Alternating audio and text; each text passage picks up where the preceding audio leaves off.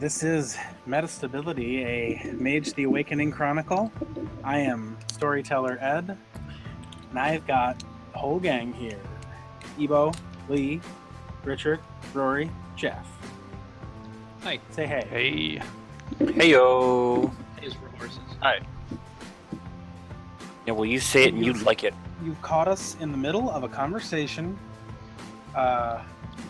We're trying to slouch into some house rules that are going to be...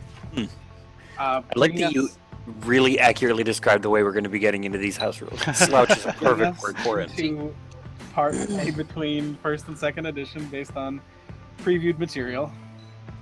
I thought we were just in a conversation about how Hal's wisdom is spiraling out of control. So I'm pretty sure that's where we're at. Yes, we're talking about the nature of sin and superhuman pride and which player character is the most evil. I think I would probably be a 6 or a 7. So here's what I would like to propose, Ed. Yeah. I would like to not have degenerated for setting a flaming ambulance on fire and turning it invisible. And setting a flaming ambulance on fire? Invisible. However, if I did degenerate from the other bad thing I did, can I have chosen to inure myself to it? I know which one you're talking about, and just so we all know what he's talking just about. so you understand, that means that it no longer makes you degenerate, but it always risks paradox. Do you dig that? Mm-hmm. Okay, so I kind of think it should. So I will start at a 6.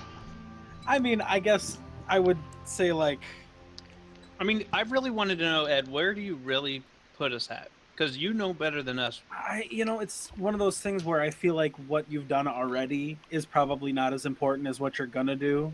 Because if I just did a tally of every evil thing that each of your characters has done, and then had you degenerate that number of times, it wouldn't accurately represent the dice mechanical odds of you actually degenerating. Also, it wouldn't really get at what I think the system is meant to get at, which I don't feel like we've ever really quite employed.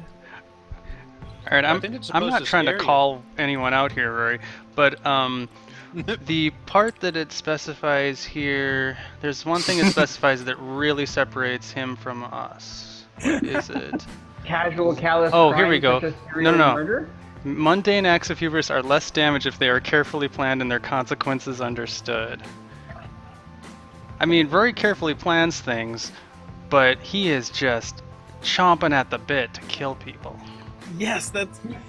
But every killing is planned and has a reason. I don't think it counts as planning every killing if you're just always up for killing. If you just pull out your gun when something happens, it doesn't mean you planned that murder. It means that you're just planning to kill someone. Okay, so he doesn't same just page. pull out a gun when it's just, oh well, I guess I should pull out a guy. It's, no, these people have something that is a problem.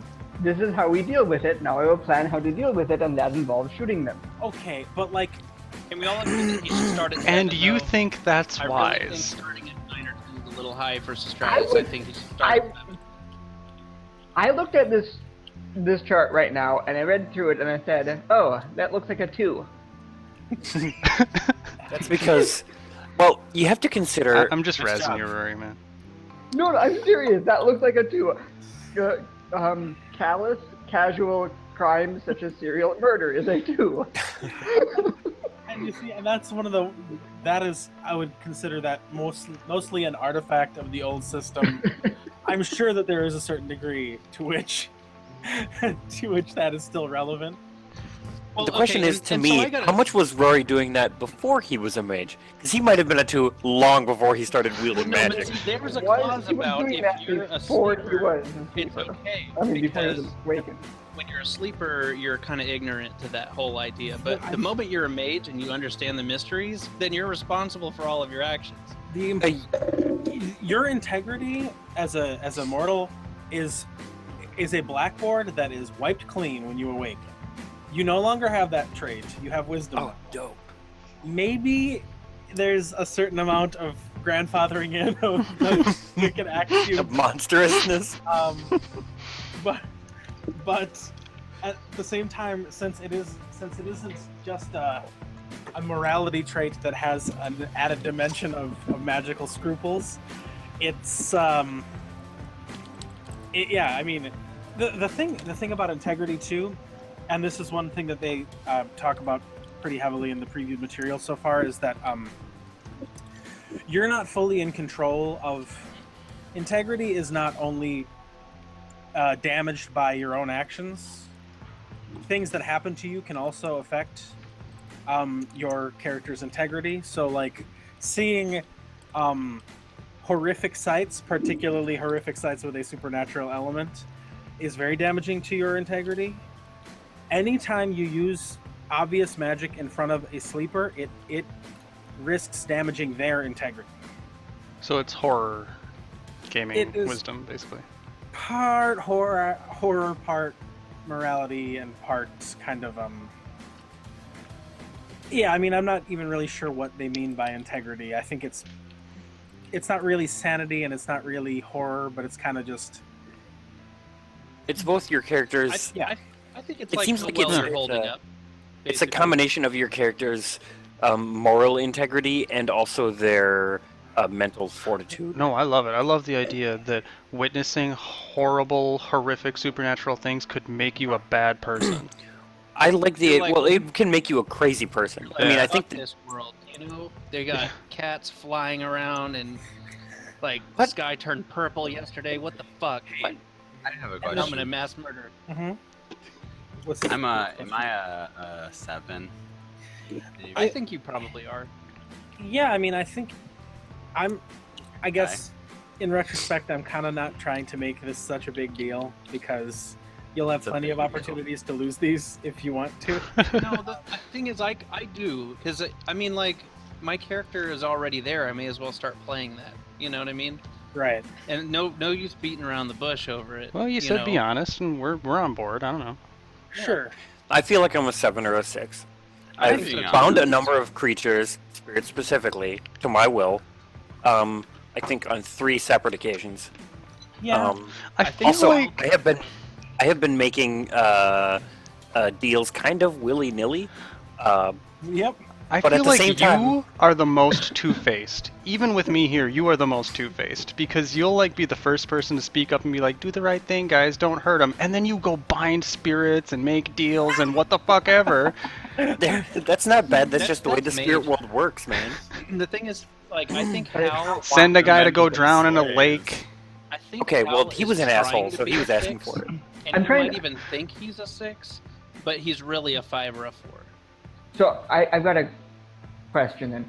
Do you Sure. remember anything that Sostratus has done magically that would have been on this chart at all bad? Because I agree he's a terrible person, but from when I look at the chart, he might be an excellent mage. How many times have you used magic to murder people? Never. You did open a portal to shoot. I did the guy open in a the portal to face. shoot someone, but I To didn't blind murder a man.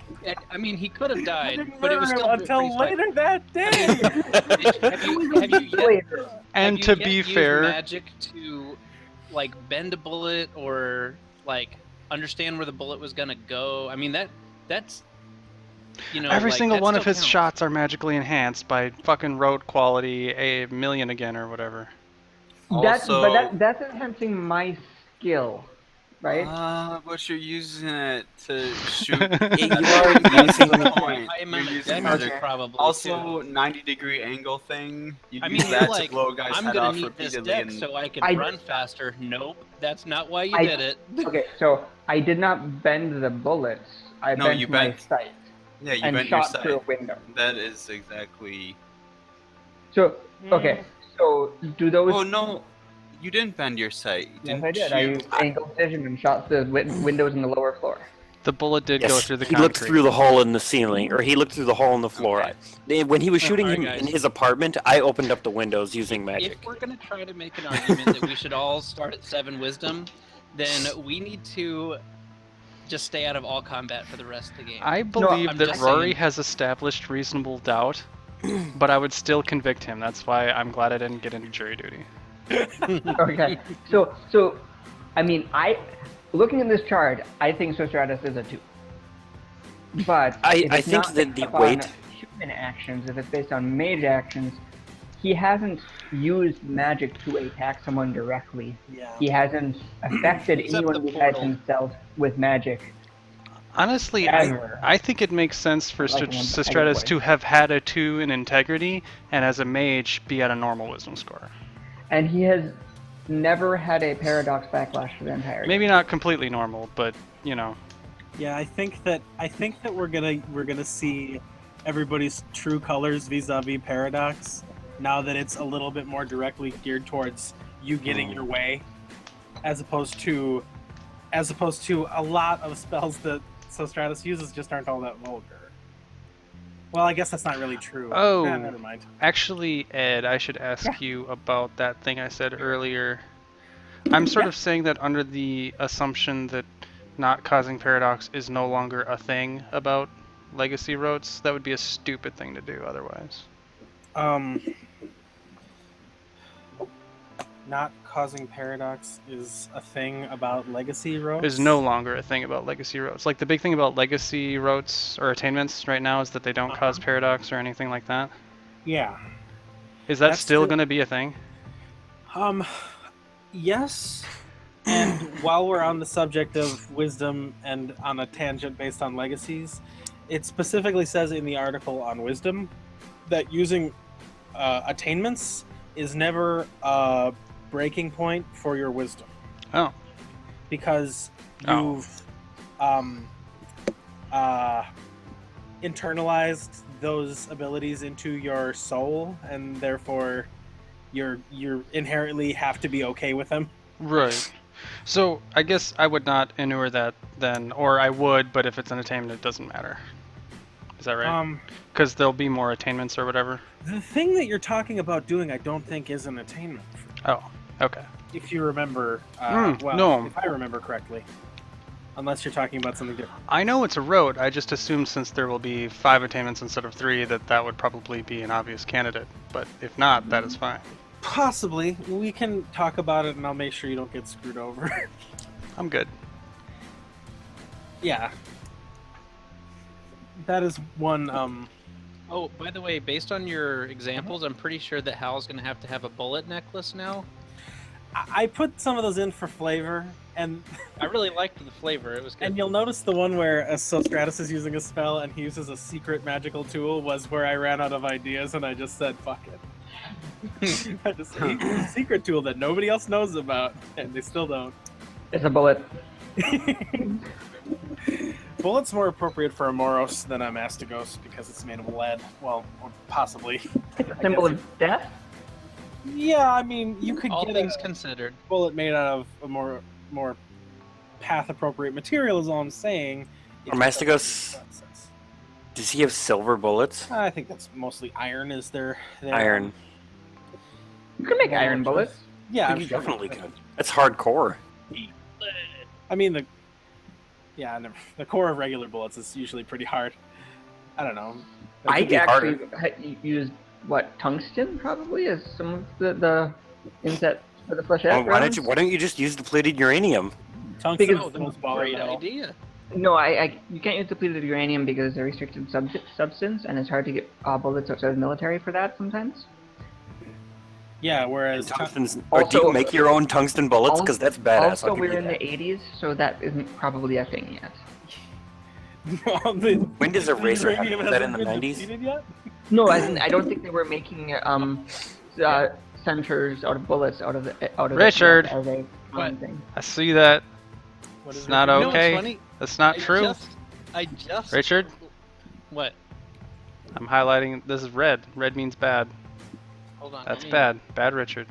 What's happening? Is somebody vandalizing one of my articles? I just opened that page to see if anybody had seen it, deleted it, or made their own edits.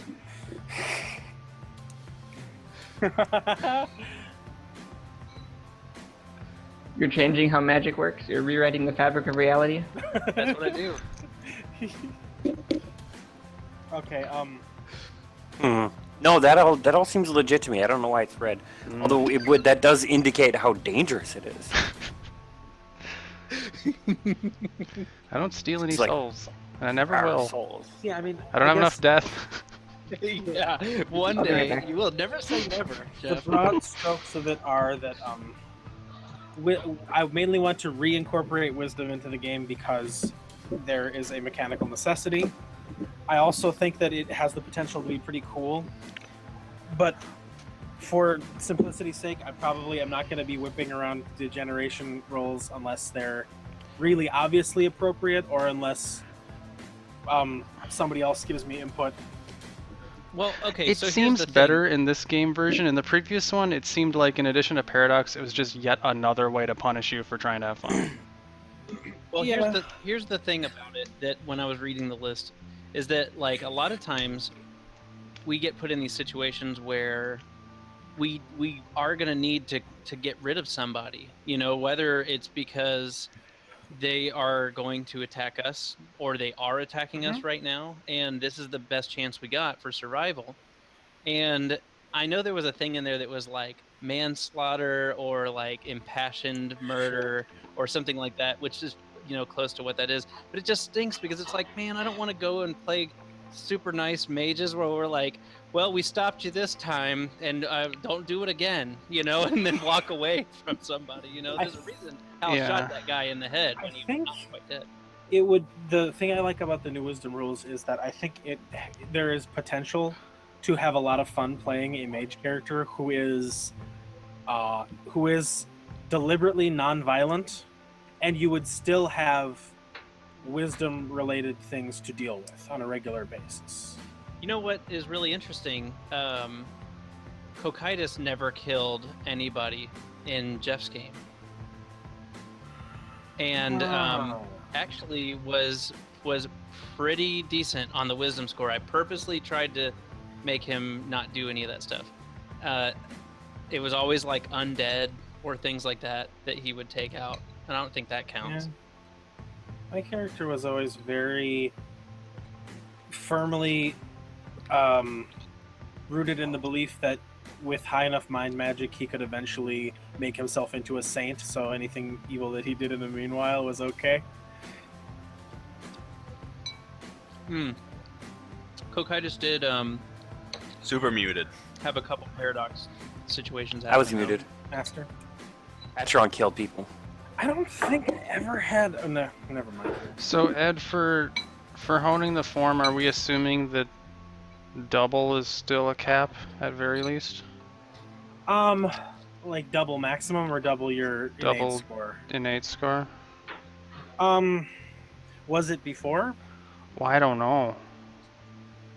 I'm just trying to be reasonable. It's always been kind of one of those... there was no... Get out of control. The Arcanum was the cap before.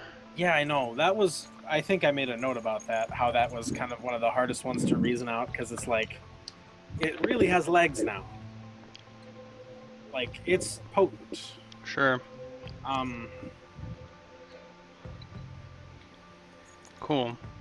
Yeah, so... Alright. I just can't wait till you guys can start casting that kind of stuff on all of us. And is Portal a weaving spell? I have it written down as fraying. Fraying? As in you're fraying the distance between the two spaces. Okay. I mean, that's based on the dev blog on creative thaumaturgy. They specifically call out the example of a fraying spell to weaken the barrier between like material world and shadow. And so I was kind of going with them all being sort of simpatico. But if you think that you've identified a better fit, you know, I'm perfectly happy to entertain your ideas. Can I run an idea by you? And I'm sorry, there's a lot of hypotheticals. Hey, no problem, Bob. Let's say I don't want to do bashing damage, but I still want to inflict damage with a spell, and I happen to be touching someone. Could I weave my life energy into destructive electrical shocking energy and shock them for lethal damage if it did damage to me. If it did damage to both of you? Yeah. Because I'm converting my life into their damage. You see, now that... I'm almost tempted to let you kind of do an end run around the bashing damage only rule, if only because whereas pure forces could manipulate sources of lethal damage in the environment, like an existing fire, Sure. You're sort of doing the same thing with an additional arcanum to kind of transform something. Sure, an existing life force. If I added a reach, could I then see? This is where it's getting sticky. If I added a reach and two people were shaking hands, could I do the same thing with a target that's not myself? Directly into being a monster. I'm so into it. Not that Zeus would do that. I'm just getting a handle on the system here. So Stratus would enjoy that one. That sounds like a great way to murder people. Yep. Politicians particularly. I would probably let you attempt it. Okay.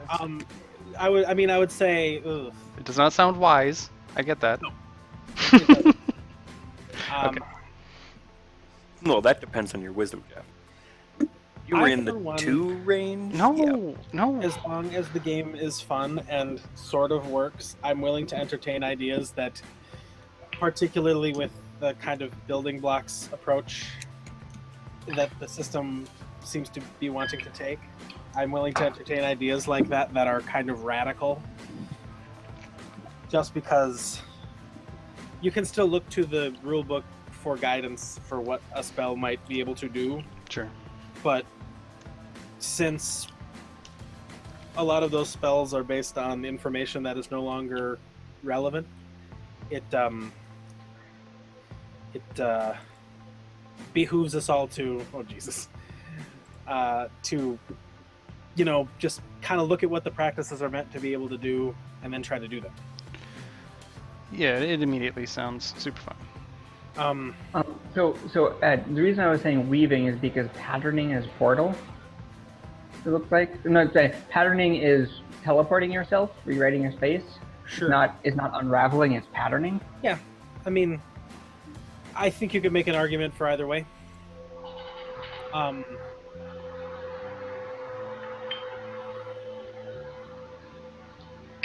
think the static comes from the fact that using fraying to cast a portal spell sounds like an act of destructive magic, whereas using patterning to teleport yourself seems somehow constructive, and that seems like a source of cognitive dissonance. But the name of the game at this point is that if you can think of two ways to do the same thing that seem reasonable, they're probably both okay. Well, even if you can weave two locations together, that's the same level, right? Yeah, they're the same level. Now that is a little... Yeah, I mean, basically, the effect of portal is the same, is still level 3. Actually, overlapping two places, I think, is still 4. Having two places coexist, and the one where you crash them together to kill everyone, I'm pretty sure is still 5. Or it might be level 4 with a reach. I don't know. Okay. I'm pretty sure that was a spell that was in the 5th dot for space. Well, yeah, but a lot of spells that used to be on a certain level are kind of like maybe 1 or 2 levels earlier with 1 or 2 points of reach applied. Because they were playing a little fast and loose with the practices before, and the basic idea is that level 5 is all of the where above. you get making and unmaking. So Ed, with veiling in space, can you make it so people can't perceive distance? You probably could. Like their depth perception is off, like and they can't everything park would be the car. 2-dimensional to them. I mean, yeah, you could probably inflict a thorough lack of depth perception on a person. Can you use spraying to remove people's sympathies? To attack their sympathies? That one is one I believe that is actually given as an example in... Ooh, brother. You see, it's like... I kind of just been... Rory, it might be horrible to do this to a person, but if you take like an animal and remove their depth perception... Yes. I know it's the 80s now, but in the late 90s, early 2000s, you could make some badass cat videos with a cat with no depth perception. That is so true. You get a lot of YouTube awesome hits. It would be to throw a spell like that at a basketball player. So keep that one in your mind. Jeff, my character is actually working on a website. Sorry, Jeff, your wisdom goes down. No. Oh, using magic to torture animals is a wisdom problem for you. Go down. YouTube. Yeah, but he's already a 2, so I mean, how bad can it really I get? just posted has a sample spell, like I don't know, a little ways down, called Veil Sympathy. It describes pretty much exactly what you're talking about. You can. It's basically a level 2 space spell that, with +1 reach, or with no reaches, you can basically conceal one of your sympathetic links. If you reach once, you can basically try to replace it with a decoy link, or with 2 reaches, you can suppress all sympathetic links to a target. As an example So, of how unmaking with space of 5, could you, for the duration of the spell, let's say it's a long time, unmake all sympathetic connections with a person so that they are literally imprisoned nowhere for the duration of the spell, and no one can ever find them? So they have no sympathetic connections with the Earth? As far as perfectly imprisoning them, I don't think just eliminating their sympathies would do it. Sure. But if you killed all of their sympathies with unmaking, I would probably let you do that in a lasting capacity. Although their sympathies would build back up if they were, Interacting with exposed literally to anything. people, or if people remembered or thought about them. But it would be a pretty good measure to take if you wanted to keep somebody really well imprisoned, as long as they're in an otherwise pretty secure place. It would be really hard to find them if all of their sympathies were killed. So, if you remove a person's sympathies, it doesn't remove their connection to the things, basically? That's pretty much the case, yeah. At least in the first edition, that was the way it was described, is basically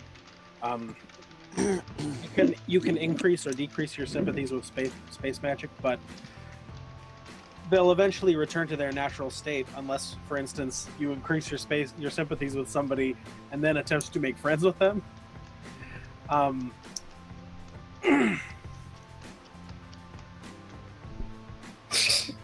like it.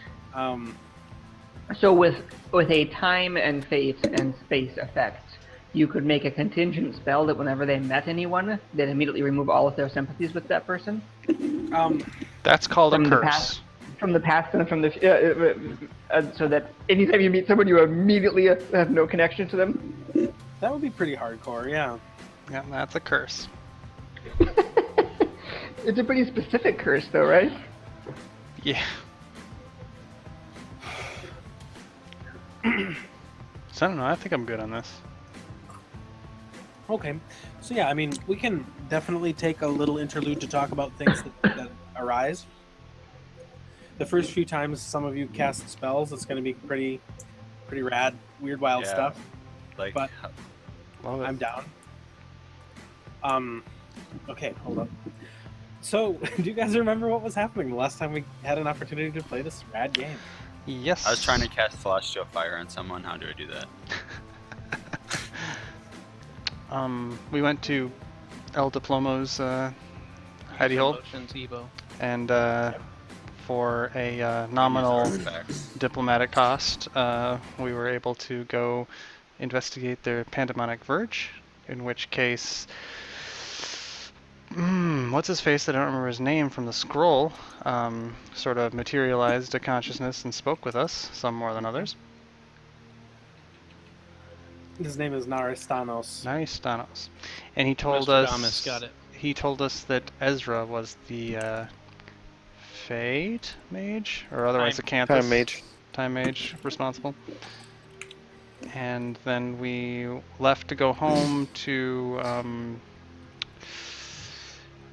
sort of power game what questions we wanted to ask of this Anununkai. Yeah, it's pretty good synopsis. I'm leaving out the part where we sat in the car for an hour and a half and talked about nothing. That was fun. That's good though.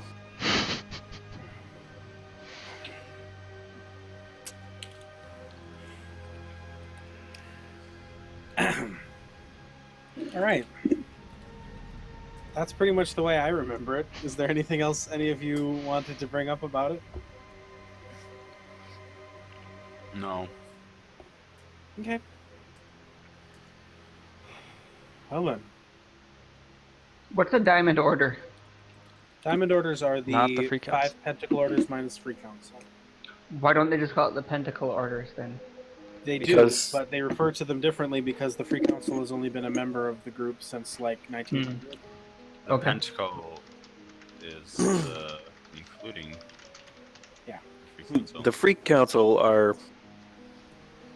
like that. I don't consider them real mages. Well, cool.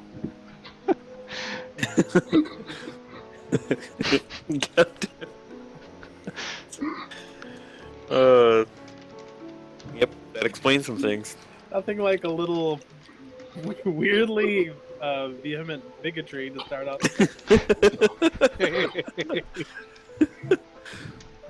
Oh, why are you here? You're not a mage. Oh no. You should go now. We don't accept your kind here.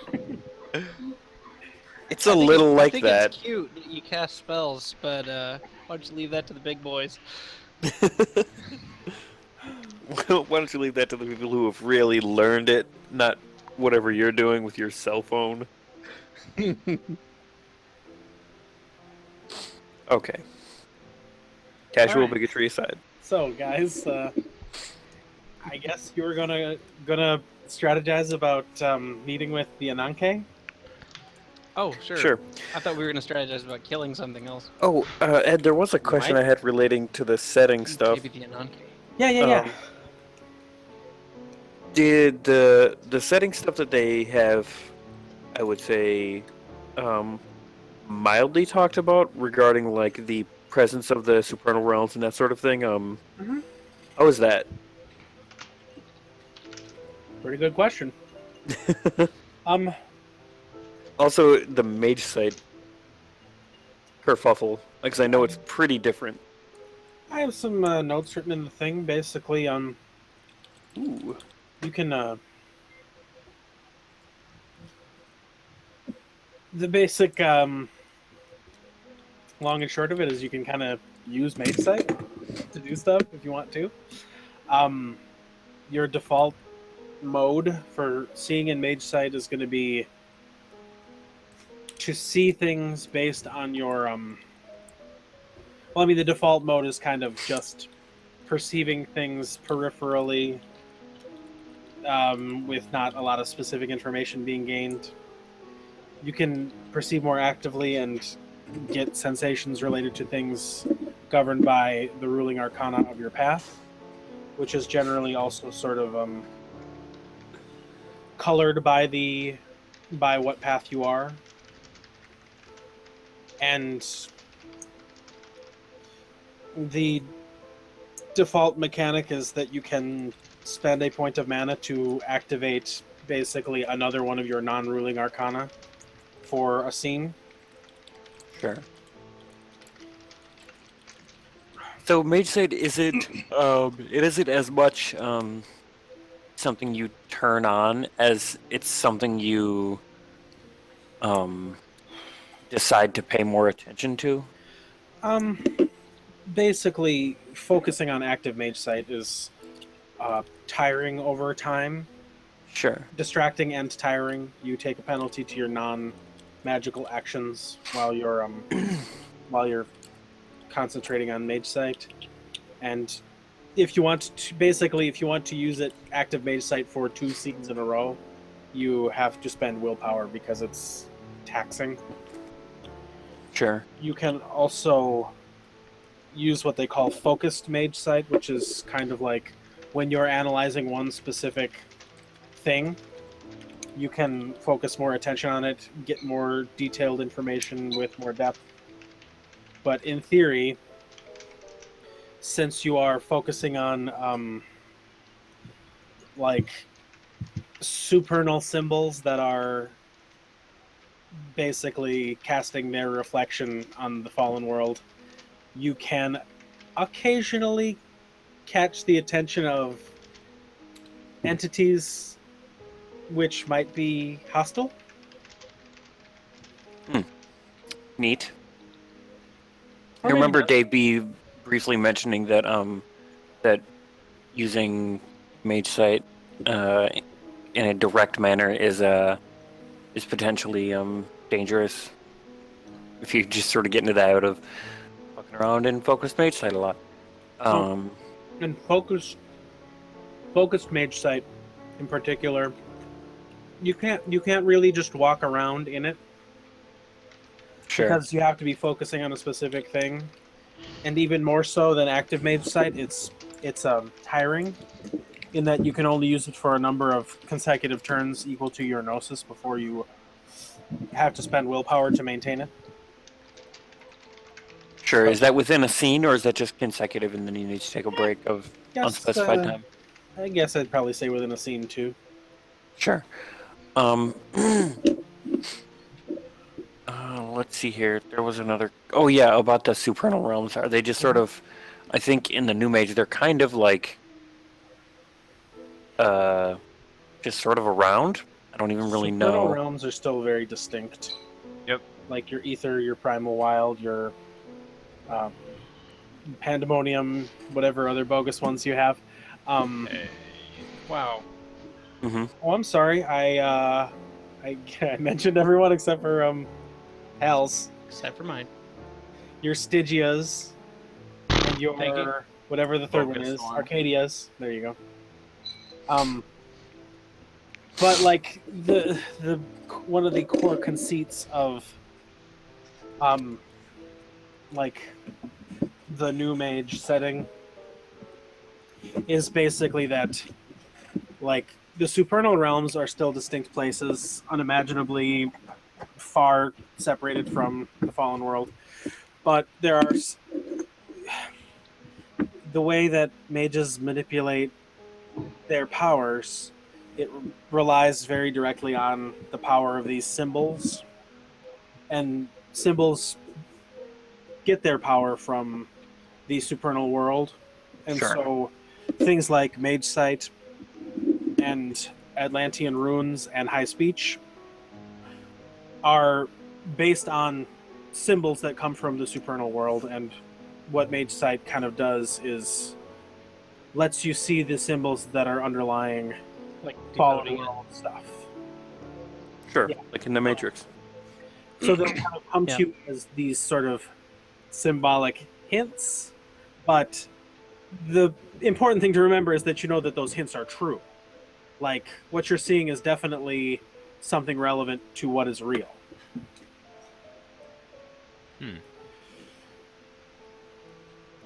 Cool. I'm into it. I think that's it for me.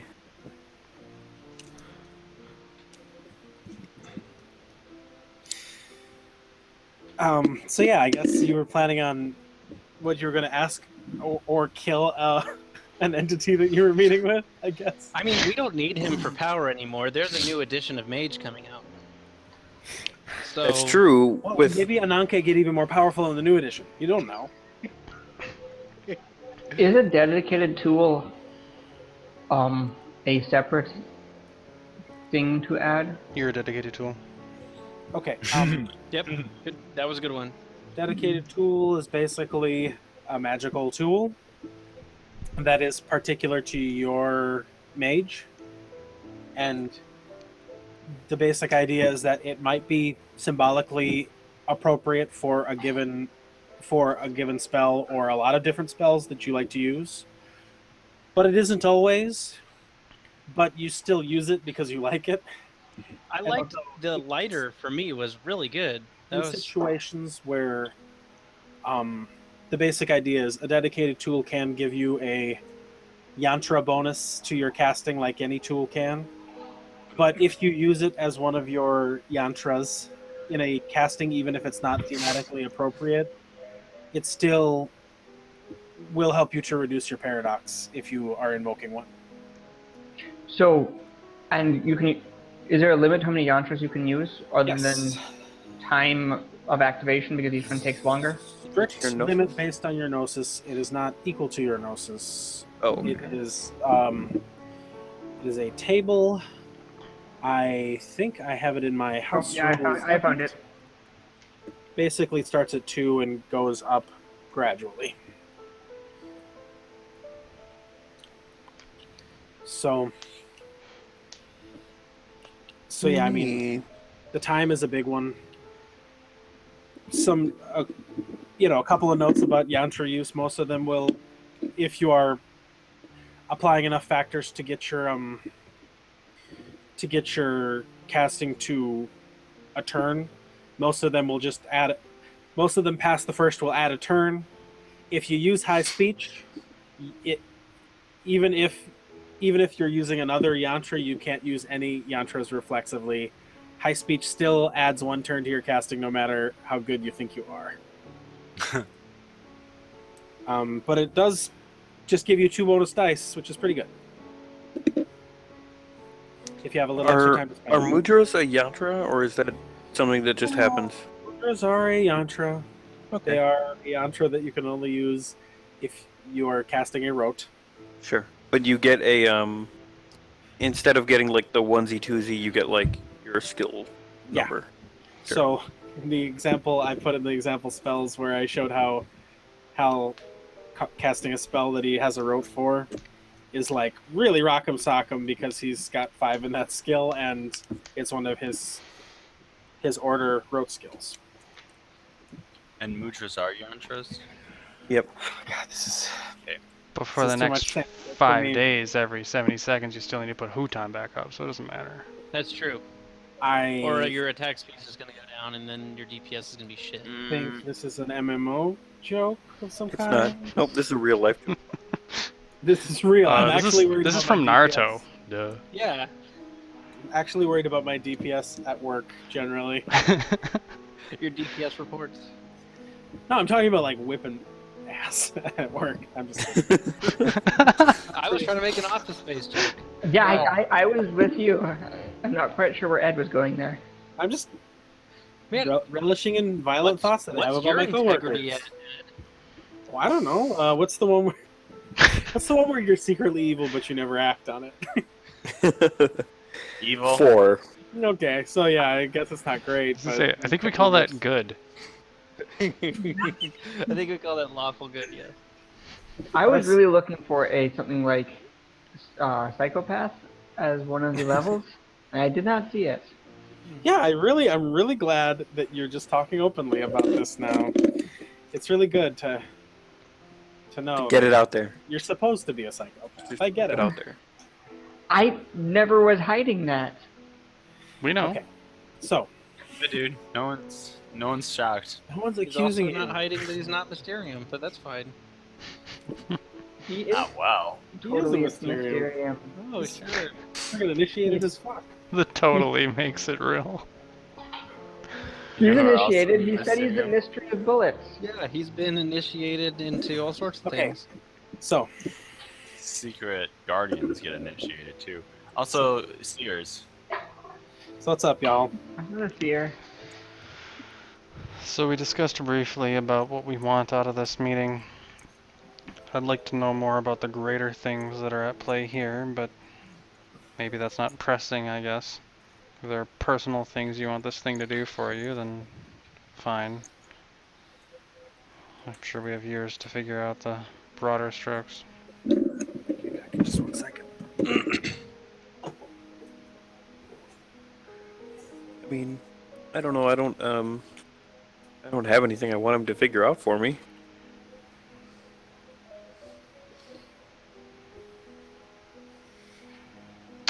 Well, we have a plan, so I intend to do that. What plan? Didn't we just spend the whole last session talking about that? I mean, a plan for dealing with the entity? I don't remember if we made one. Oh, I thought we were talking about what we were going to ask the Anununkai. Yeah, that's what I meant. I just couldn't remember what his name was. Graybeard. Graybeard.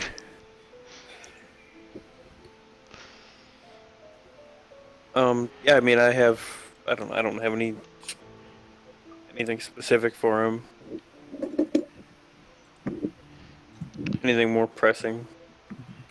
We can meet with him and see what he has in mind. Yeah. I don't know what he... Correct me if I'm wrong, Ed, but he mentioned that he would continue helping us if we were still doing something, like working towards the resolution of the time bubble or something. Yeah, it sounded like it. Sure. I'll say it's hard to say if he even thinks that what we've been doing counts. Well, why don't we just start with a conversation then? That works for me. Sounds good to me. All right. So you're gonna just go and meet with him as soon as this time? Yeah, he has like a favorite bar or something, right? We can just go to. Yeah, I would guess that he really loves tequila. It's called the Dairy Ed, Fair. I think so too. He was going to It'd meet be you. really great if he had a song for that. I believe the park was the thing, yeah.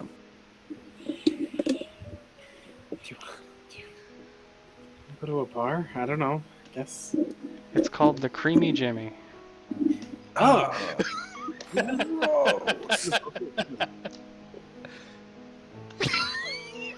What part of town's that in? The meatpacking district.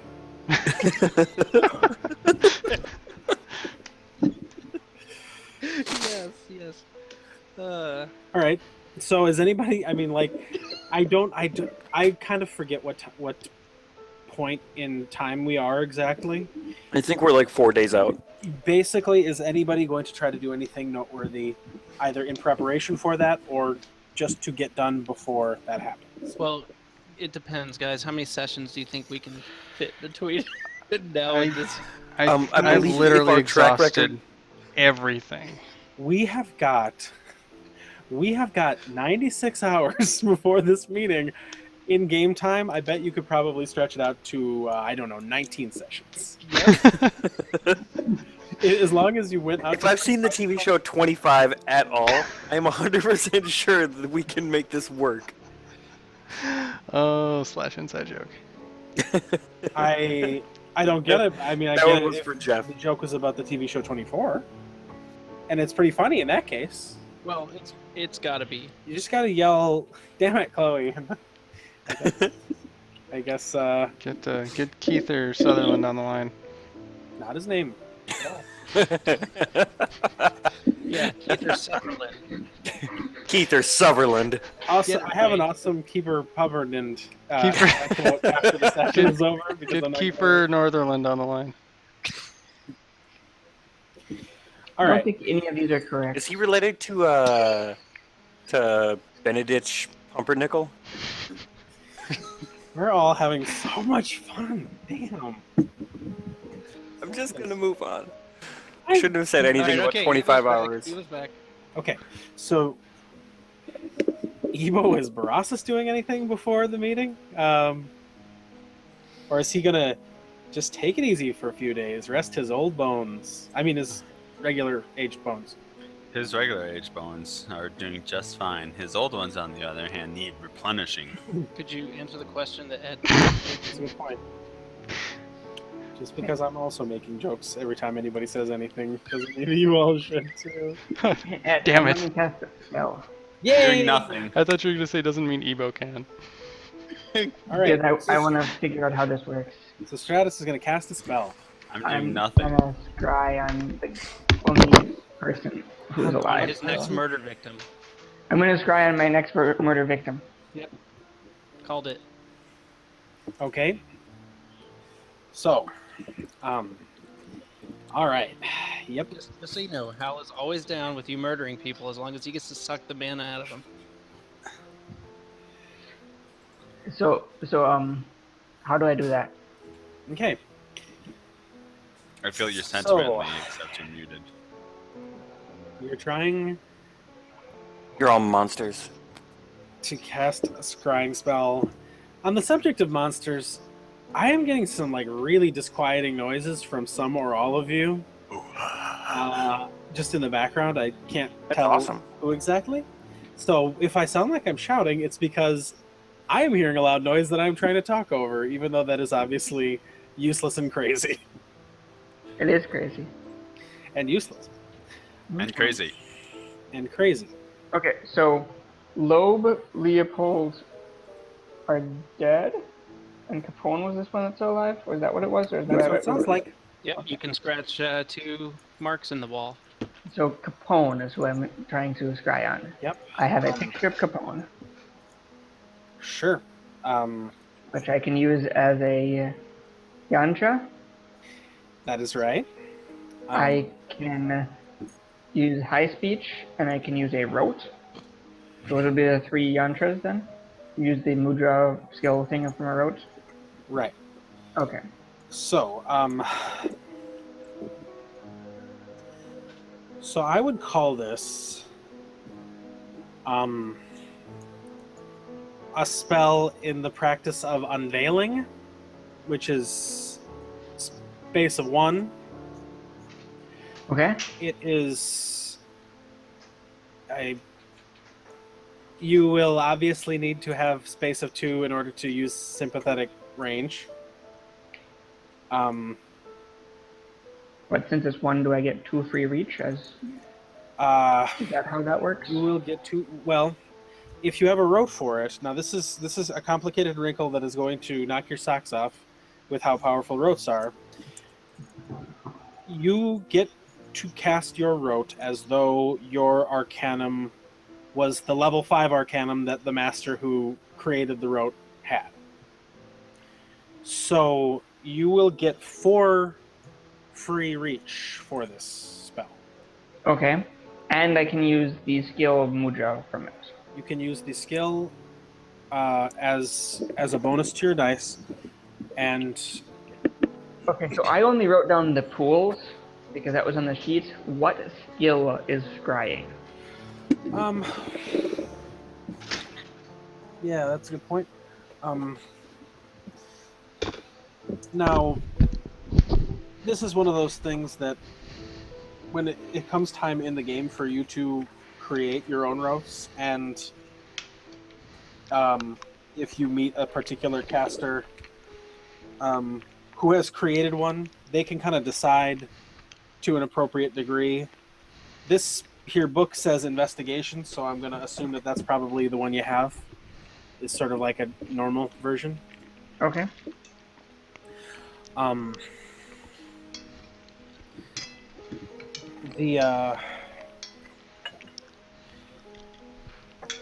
So basically, what is your okay, so what is your die? Definitely not what I was using before. That does not make sense with my die pool, but that's fine. Okay. What is your base die pool without adding any yantras or taking any penalties? Okay, what? It's Gnosis plus space. Yeah. 6. Okay. So basically, I would say, as far as reach goes, you're talking about casting it at a ritual time, which for simplicity's sake we'll just say is the ritual time you have, even though that isn't. Magic rituals no longer do extended rolls, so you'll just be rolling. You'll just be doing one of those. You'll be casting it on yourself or something you're touching, and it will be lasting for one turn or however many turns you buy with spell factors. Okay. And you will be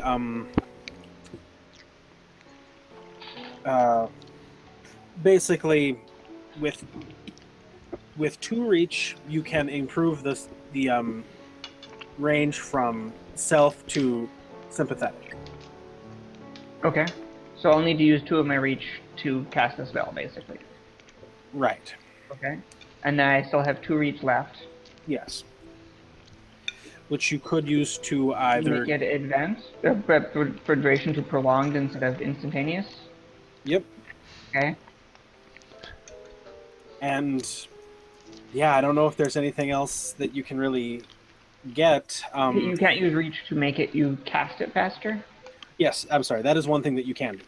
So I can make it not a ritual, right, for a long duration, and sympathetic for 2. Yep. Okay. Without risking any paradox, you can get a whole pile of benefits. Okay. And so then I have 6 dice, base, and I can use up to 3 yantras. So now what we're basically talking about is deciding all of the factors that you want before you roll. Right. So kind of... I'm trying to find factors on this list and I'm not seeing them. Yeah, the document I have doesn't have factors listed yet, but more or less with a prolonged duration, you're talking about a default duration of 1 hour / scene, and you can take penalties to get 2 hours or more. And if I cast this on myself, does that mean I can kind of look in that space whenever I want for the duration of the spell? Yeah, basically I would say that's probably what it is. Okay. So theoretically I could make a scrying spell and keep it active for a long time to scry a person or a place, kind of in the background? Yeah, that sounds about right. Okay. I don't need to do that for this, I just want to check on where he is. Mm-hmm. So, is potency a factor? Yes. Now this is kind of one of those things, I would assume that potency is the primary factor. Potency is a mechanic that is the most mysterious to me at this point, because it sounds like some spell competition things are going to be handled by the Clash of Wills mechanic, which is basically just roll for it when 2 powers collide. But I know potency is still a thing, and potency it does... The only thing that they've really specified that it does is that it determines how hard something is to dispel. For simplicity, well, for the fact that I don't know how it would function otherwise, I'm still basically saying that their ward has a potency, and your scry needs to have a potency to beat it. As opposed to scrying to a ward as a Clash of Wills would be the other possible mechanic? Yeah, and there might be some measure of both of those things, but for the time being, I'm just saying, like, they have a ward and you have a scry. Your base potency is equal to your space, so you start with basically 1 level of duration, so about an hour, 1 level of if there's any other things, then 1 level of those, and then 3 potency base before you start taking penalties. Oh, you get number of factors equal to your Arcana. And I'm treating this as 5. Yeah, I guess that's the way I had it in the example. So yes, you will get a base potency of 5, as long as you get at least 1 success. Okay. You can, however, take... It's basically -2 per additional point of potency to your dice.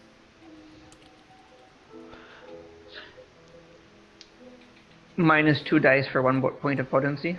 Yes. Well, yeah, I'll do that then. I think that sounds fun. So I'll do potency of 6. That way, if somebody is casting a ward at base 5, I'd be able to break through it.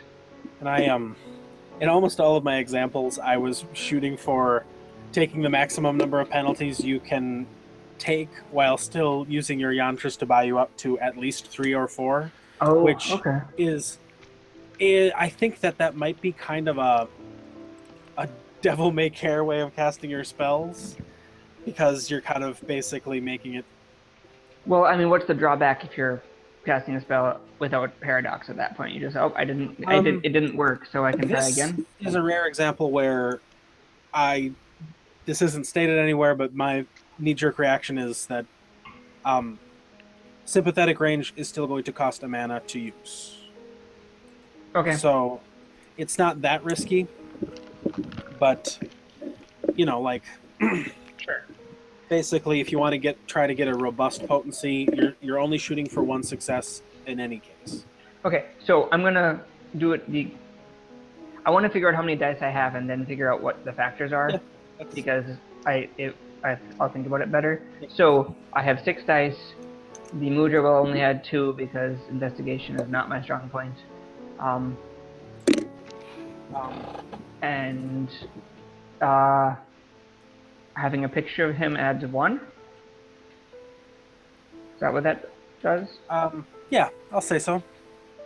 And then, what was the third one I said?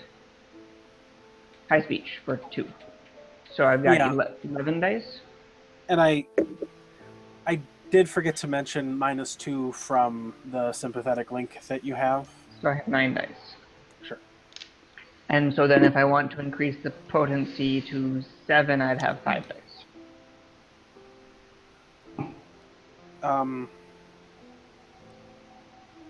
Right, yeah. Okay, I will do that. Okay. Man, this is going to take some getting used to. Mm-hmm. Okay, I got a success. Okay. Yeah, you will extend your will, trying to get a grasp on Capone's position, and you will meet against very, very firm resistance, which is consistent with being behind a powerful ward. Okay. So the ward is stronger than my potency is what it seems like? Yes, that's right. Okay. Well, that is what I've gotten trying on him most of the time. Okay.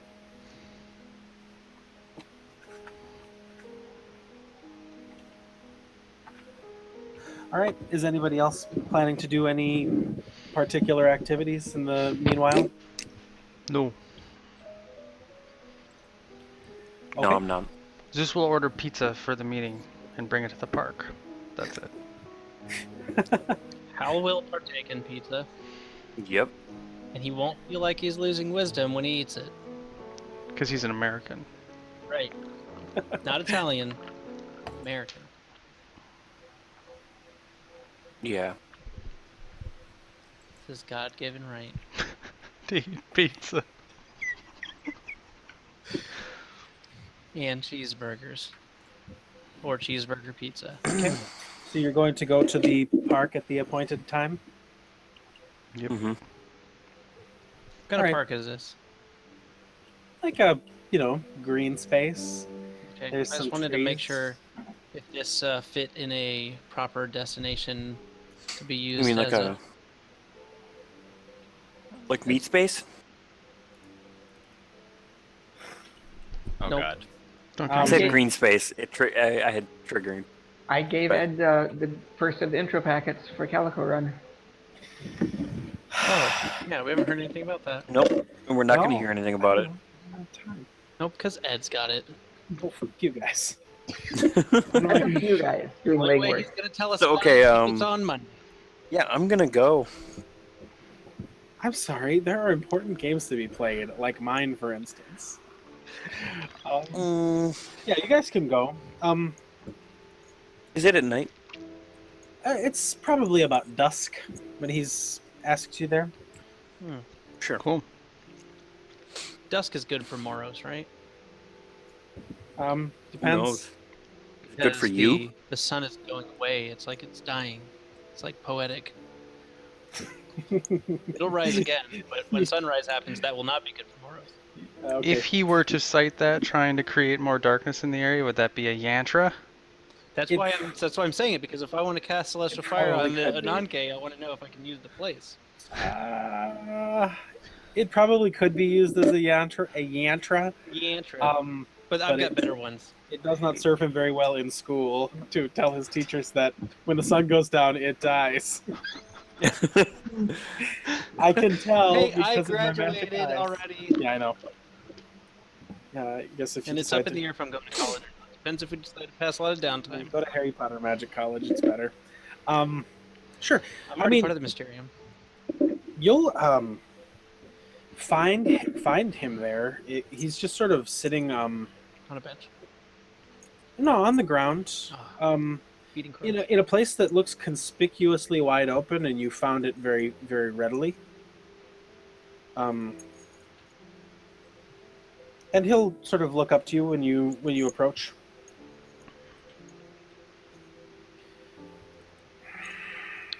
Yeah, I'll light up a cigarette. He'll stand up. He looks very much like a traditional sort of fantasy wizard. He's wearing a robe, which in this place, which isn't bathed with magical light the way his last domain was, it looks really washed out and gray, like it's the only thing he's ever worn for 100 years. That's how we saw him last time, right? Yeah, more or less, but he was a little more marvelous because there was glowing mana everywhere and all that sort of stuff. Oh my god, does he go by Greybeard? Yeah. Okay. Yeah. He does have a gray beard. Okay, I just remembered that, if you didn't already mention it. He'll sort of spend a little time kind of dusting himself off in a way that looks just a little bit contrived to you all. I will find a tree to lean against, and then do so. He'll wait a few moments and eventually say, how are you all? Howl shrug. As well as can be expected. Fine. How are you doing?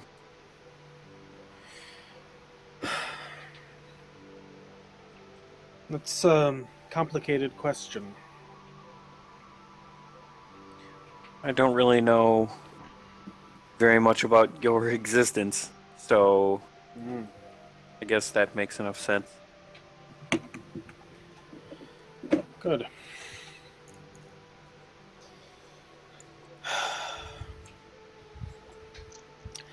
If you're worried about being seen here, I'd like to put your minds at ease. We'll be safe. You know, most people don't care about how complicated that question is. They just say something, anything, like, I'm doing all right, or could be better. You may be surprised to learn that I've been told before that I don't behave in the way a human being would. That doesn't surprise me. So are we to take it that because you're here, that everything is going the way that it's supposed to?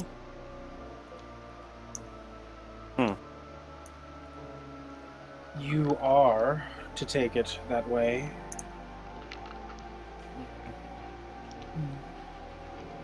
I wouldn't most likely be here anymore if things weren't going the way I am expected to see that they go. But But then a lot of that is up to you yet. Right. So, so what do we do? What's the rules? I don't understand the question. What are our boundaries? What are you here to do? I understand you have questions. I would be interested in answering them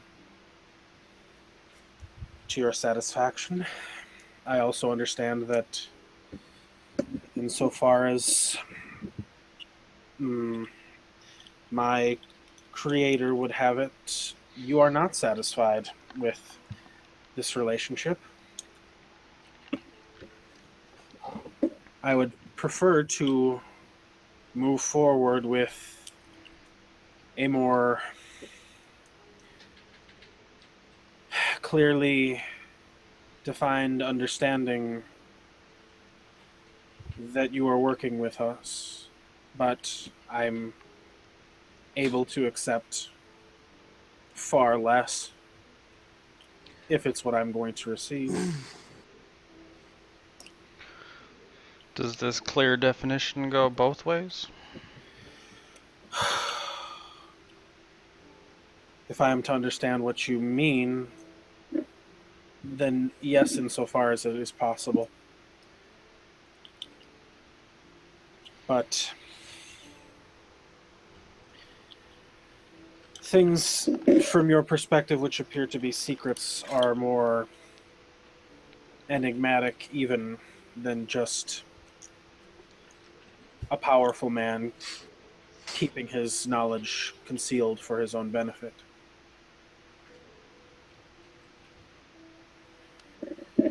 Yeah, Zeus will look around to anyone else. So, back to him. What the hell even does you that don't mean? know the answers to some of our questions. I mean that if I did know the answers, and to all of them I don't, there are some that I could not tell you for reasons of cosmic unknowability or something known as the Pax Arcanum, which you may or may not know anything about. Cosmic unknowability meaning you don't technically know what is going to happen because it's based on what people do? It's based on what people do and also on what beings that are approaching the point of no longer being people do. So I could put words to them that I would get from my creator, but they would not necessarily help you. Is the person who created this time bubble your creator also? Or is it different? The Archmage responsible for its inception is my creator, yes. What I had thought is that Anunkai were impossibly old. Not impossibly, but extremely old. I realize that he's an Archmage of Time, but... Yes, I was created an incredibly long time ago. By a person who is... Living in at the present moment, immortal. That's true, and it is not. He is immortal, and he is not.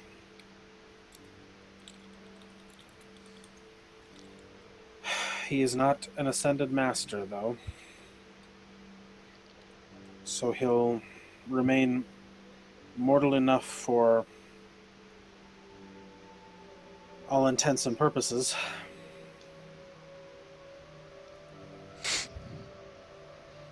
Well, And you want to ensure that this Archmage, this unascended Archmage that created you, ascends.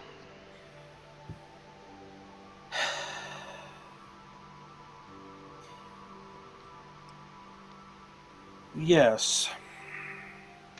Want to or have to?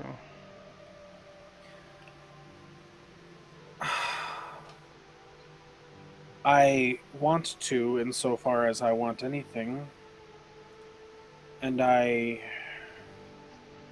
have to, in so much as I don't know another purpose.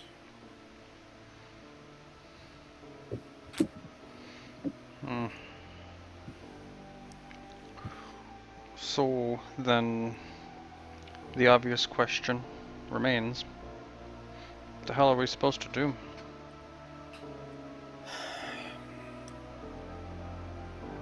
If that's too vague, I can begin to pare it down for you, but I'm guessing you have some sort of idea. Whatever went wrong the last time.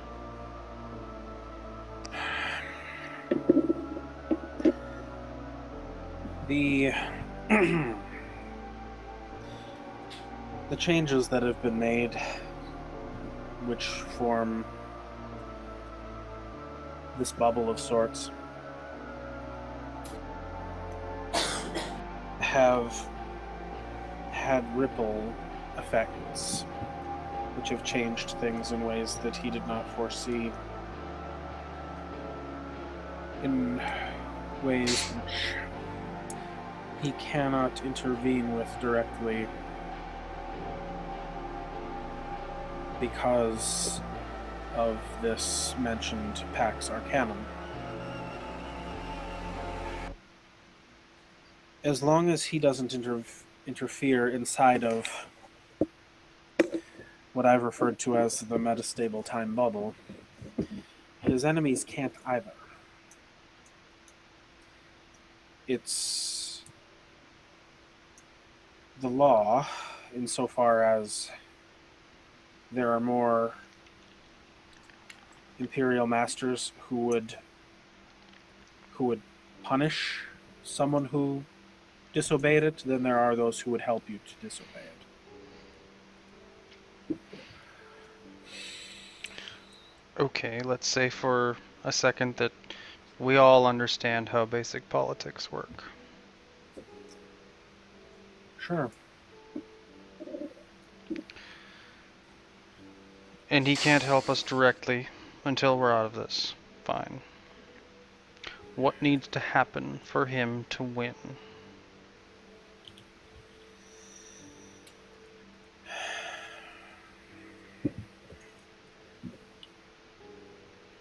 Now, for strategic reasons, it is dangerous for me to tell you too much detail, but I'll tell you what you want to know, because I know that you're not interested in getting your marching orders from some mysterious person who's not telling you the truth.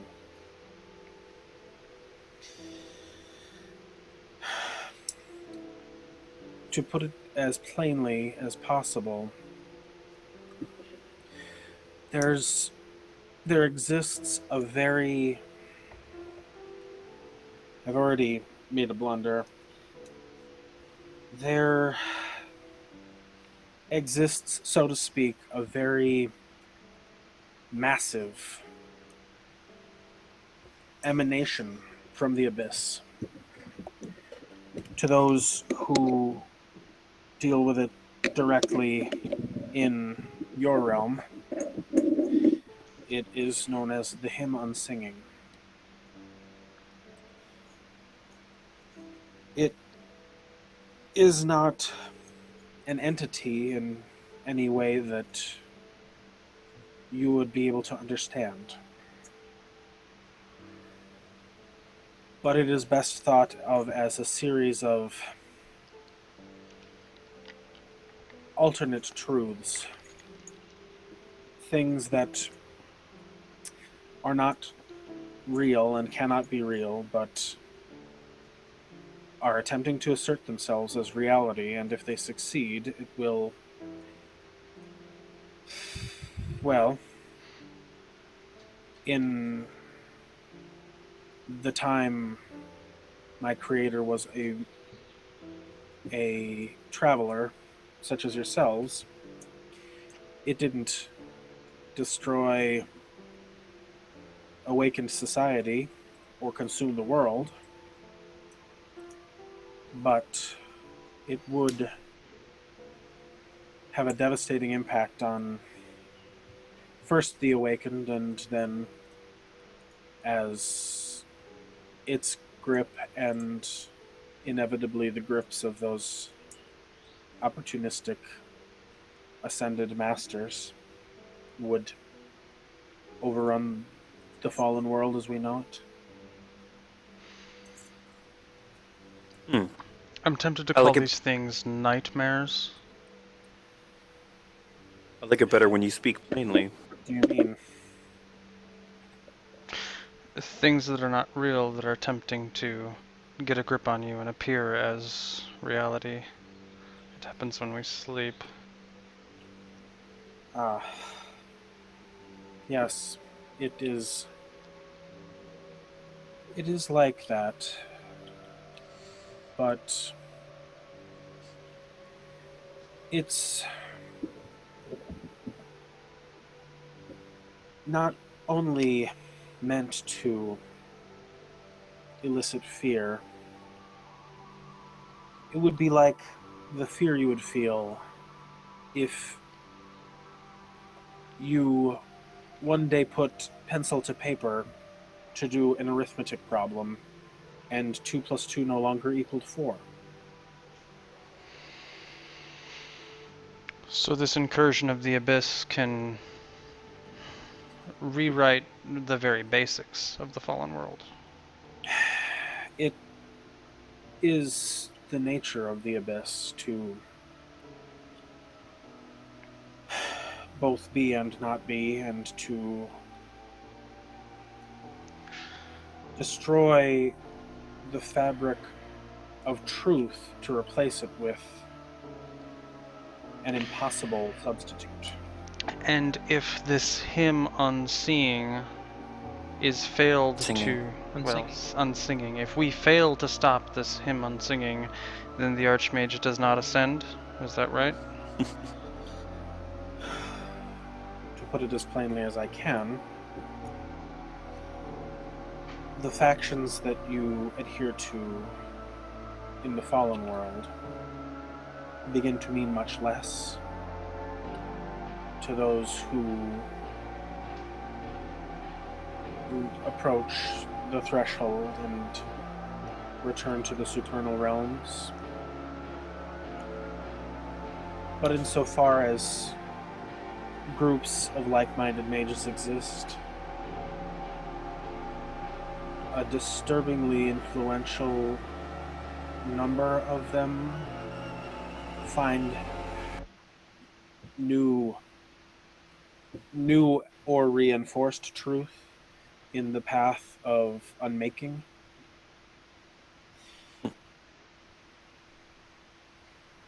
In other words, they give themselves to the abyss. In other words, what you see in this world as the Scelesti, abyssal mages, are only one part of a philosophy which culminates in an inversion of the principle of ascension, such that the end goal isn't to return to truth, but to immerse truth in nothingness. The hymn singing is a terrible threat, but my creator is not personally doing any sort of battle with it. His attempts to undermine its influence in the fallen world are related to endeavors both more and less selfish than preservation of lives and salvation of societies. His enemies are, well, they call themselves Aswadim. Is that something we've ever heard of, Ed? I wouldn't expect you to have, no. Okay. They're Imperial masters who've dedicated themselves to the Abyss. What? So, the hymn unsinging, You got it. You'll get it one day. is a corrupting phenomenon that most effectively targets those with the point of view of Archmastery? No, not exactly. It seems like it's more that it becomes something that is abusable by regular mages and archmasters. The hymn is a phenomenon of tremendous consequence. And while it would be a mistake to say that the Aswadim who are involved with my creator's conflict are more powerful than it is a safe assumption to make that from the position that they are able to manipulate events, they can shepherd this force, and have done, to try to achieve their own ends. They, within the confines of this law that I've described, are attempting to do a grievous harm to the fallen world for purposes that have little to do with causing the death of an individual or the suffering of a society. But nonetheless, my creator's endeavors rely on their endeavors to fail, and vice versa. So he's trying to uphold society because it works for him. He's trying to guide certain societies into certain ways of being, which reinforce supernal truths which he has aligned himself. The Aswadim are doing the same. However, it so happens that the truths that they're aligned with are... different lies. Well,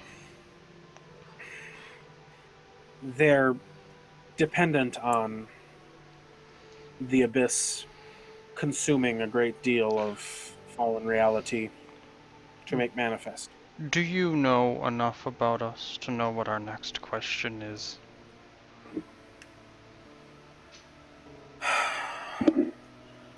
I know enough about you to know that you've already learned the identity of my creator.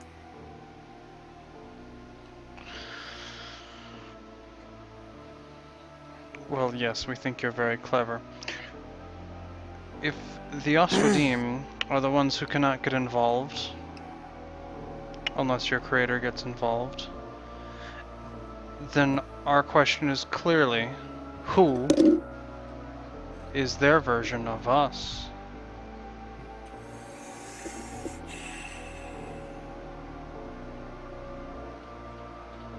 The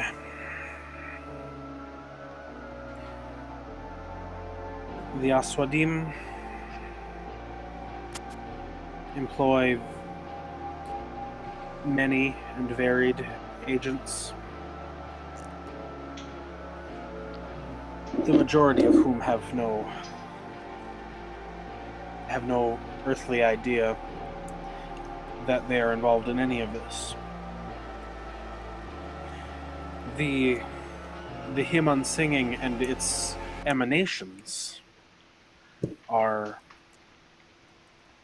tools of theirs to an extent, but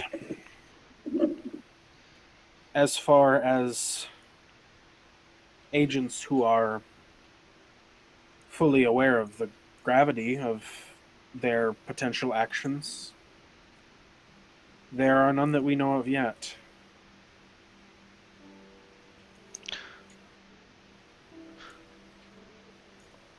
So your master was directly opposed by these people, and in this metastable bubble, we don't know who their agents may or may not be. They may not even have agents yet. But then what was he fighting? Who was he working against? What I guess what I was thinking is that they may not have agents because they may not know that we are working against them in the current time, just as he is not aware that that in the future he becomes a time-traveling archmage who built the bizarro time sanctum that he took us to. So his enemies might not even be aware that we are on his side yet. Right? Time travel's confusing. The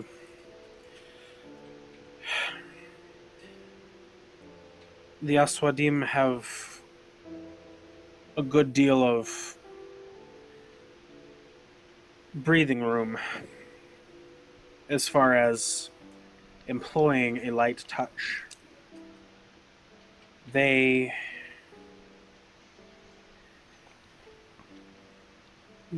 have been guiding this force, and it seems to naturally increase in strength, widen in scope, and by its nature, it seems to be inclined to succeed without sentient force applied to its opposition.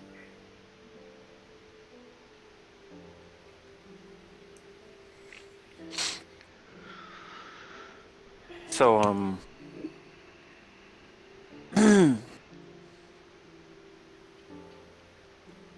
we just sort of have to watch out for them. If we're too obvious about what we do, they're gonna know that we're onto something that they might not even be onto yet. There are certain threads that you can follow. Certain things we do know about its nature. That if you remain aware of these things, you can serve this purpose, and also, I believe, the stated purpose of your various awakened societies. At its heart, the Himon singing is a subversion and a perversion of the trappings of magic itself.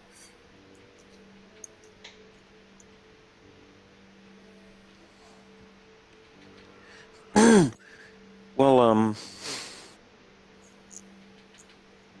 you said there were things that were happening because of this bubble that your creator couldn't have predicted or didn't accurately predict. We heard about a person, a ghost, in the underworld who knew things that weren't the things that people believe are true. All right. What can you explain more completely? We met a group of people who talked to a older member of our cabal who did not know about the artifact that we guard. Apparently her information was different from everybody else's.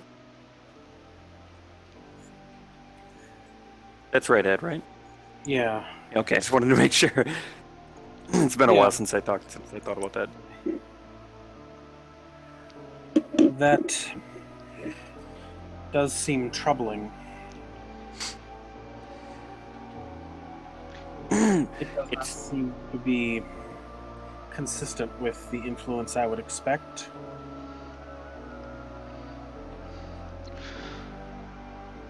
Can I request of you to use your best judgment for a moment? Yes. Your creator must have known, through dealings with us in the past, that we're a pragmatic group of people who can suss out trouble and take care of it. What can you tell us that is tangible? Or at least can lead to tangibility?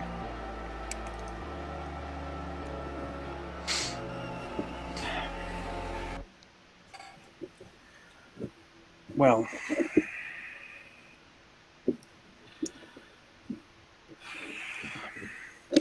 he'll consider for a long moment. If you would like to hear my judgment as to what you can do tangibly, do I understand you correctly? Sure.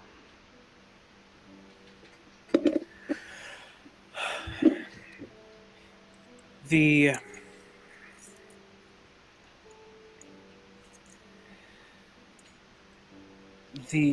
previous emanation of the hymn on singing that my creator is familiar with, as far as he can tell, took the form of a certain runic alphabet at one point, whose symbols behaved very much like the runes of so-called Atlantean high speech in their facility for creating powerful magical effects. In a lot of ways, they defied classification, but among those who used them even briefly, they sowed a certain seed that is normally only attainable when a mage willfully dedicates their study to the abyss. As I understand it, some apprentices that he had, or followers, succumbed to the influence of this low speech, he began to call it, and began to see visions of a mysterious tower, which among awakened society began to be associated with a mythical abyssal watchtower, a way of awakening that was purely from and dedicated to the abyss. Some large number of mages in Chicago will have been driven mad.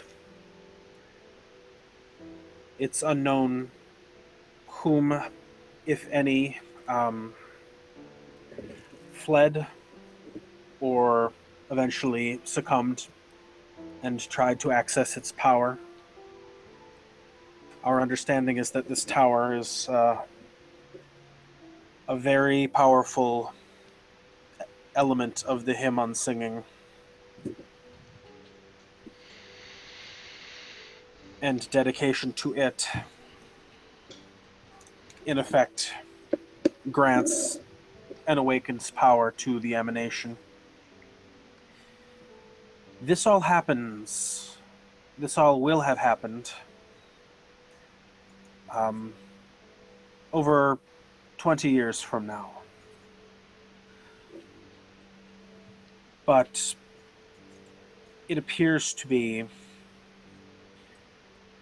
happening earlier within the bubble than without.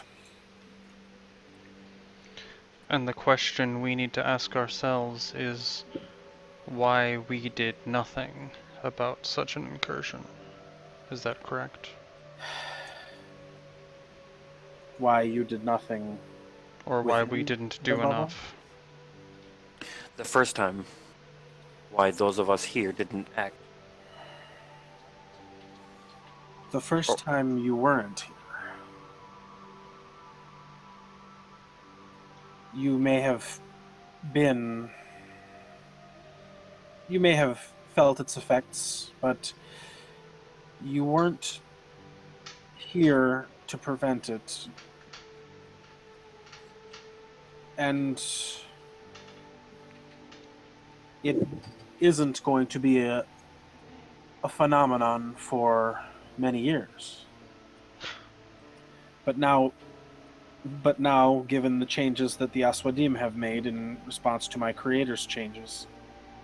Wait a minute. The first time through, was there no heart-to-heartly show?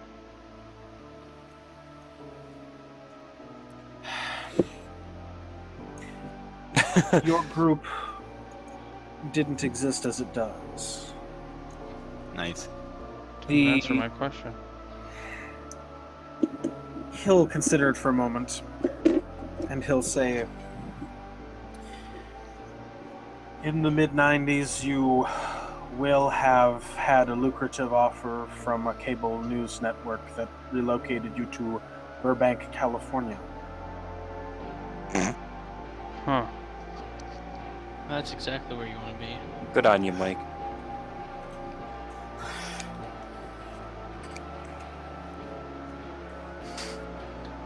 Oh man, are you telling everybody's future? I don't want to know. This isn't your future, unless you choose it. Previous future. Were we previously awakened in this future? Yes. And you can tell us about choices we have had not made, but might have made. I can tell you about choices a person who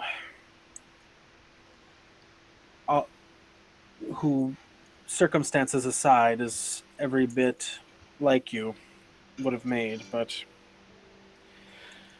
I would warn you not to bind yourself to make any of those choices given the opportunity. You're saying you don't want it to influence what we do? I'm saying that it should be no more persuasive to you than the choices of a character in a book that you enjoy. Except for it's a character that is me. That's true. Is this why we saw things? Hal will stop there.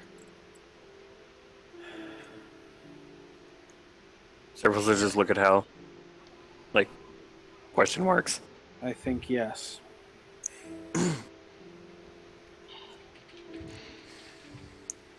So you're saying that this him is coming around sooner inside the bubble? I'm saying that its influence appears to have begun in some small way. Is this an attempt to devalidate knowledge you might have of the supposed or previous future, so you can help us less? It appears to be an attempt to minimize the impact that your group can potentially have, based on the fact that now that things have begun to move, direct influence from my creator and from the Aswadim is limited. Since your creator will not be an Archmage by the time those events transpire?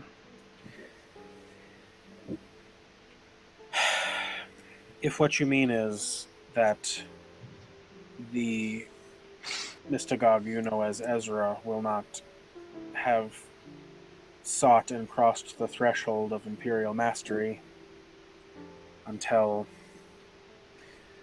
at least 2 decades, give or take, from this point in your timeline, yes. And your creator will be unable or unwilling to step in, just like the Aswadim are. My creator could make an effort, but at this moment in the sequence of events, he believes that his efforts would be thwarted, and if he were to succeed, his efforts would be countermanded by the combined efforts of his enemies.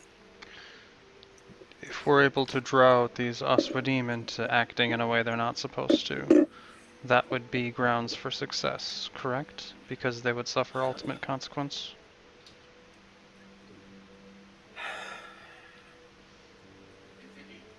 I would be very careful about using the word ultimate the way you seem to be. We'll say grave, then. The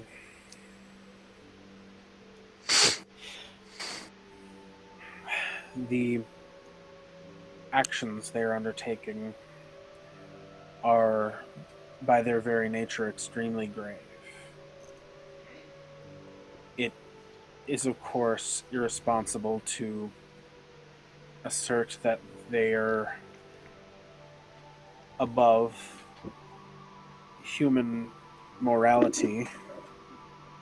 The things they do may very well be evil or good, but the consequences at that scope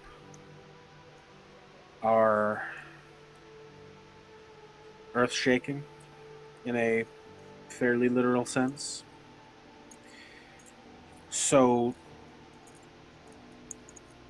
to say that any works that you could undertake would lead to their destruction, I would say almost assuredly not. But to say that your unmaking of one of their endeavors from the supernal world would be as consequential as slaying your most potent mortal enemy, I would say that yes, the consequences would be ultimate.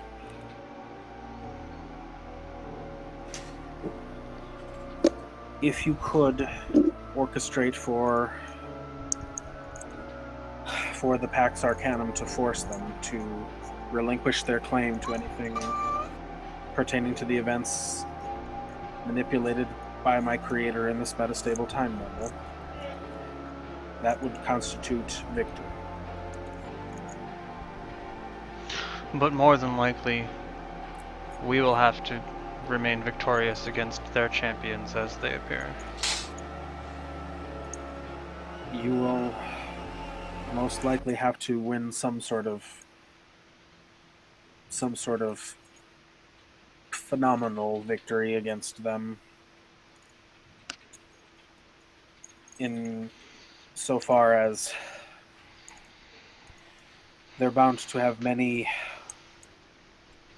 agents at many levels of direct employ and indirect opposition. The clearest route to influencing the Pax Arcanum would be to observe some improper interaction between the archmasters in their faction and their most powerful pawns.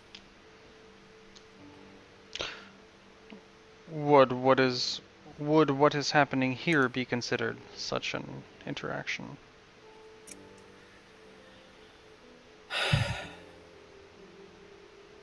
I should say not. So something more overt. Can you give an example? If you're able to identify and eliminate the sources of abyssal power in this city that relate to the actions they are attempting to undertake, and overcome them to such a degree that the only way that they can succeed is to cheat. To directly influence events, to directly revive or reinforce fallen world agents. It's not something that is going to be easy for you to enforce. They're not going to be hearing arguments from you about why an archmage is a cheater. But my creator is going to be as observant as is permitted, and any moves, any changes that are dramatic enough will leave the potential for disqualification of a sort. Sure. Let's say for a moment that we understand that part. Yes. Have you met Hill Motion to Sistratus? My friend here, Sistratus. Yes. He can be rather particular about, well, pragmatic reasons for doing just about anything. You must understand that currently, and now this is something I have to deal with, and all of us on a regular basis, that currently what we have to go on here is that you're offering us the goodwill of an archmage who's allowed to ascend, and what he can give us. Just use our imaginations. I do know what a scam is. I just want to make sure you understand that, and I'm asking you, what do we get out of this, practically speaking? And I'm not talking about saving our hometown, or anything else that you assume you're getting for free. Yes, I can see that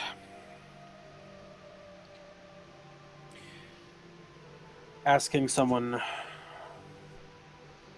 to... You can spare me the snarky remark. I understand, Hill Motion to Sistratus, but I have to deal with this every day. I'm going to need something pragmatic here. I understand that asking someone to fix your fence and giving them the amount of money it costs to buy a hammer and nails is not necessarily well compensated work, even if they get to keep the hammer afterwards. Am I to understand it that you Zeus are saying that you're persuaded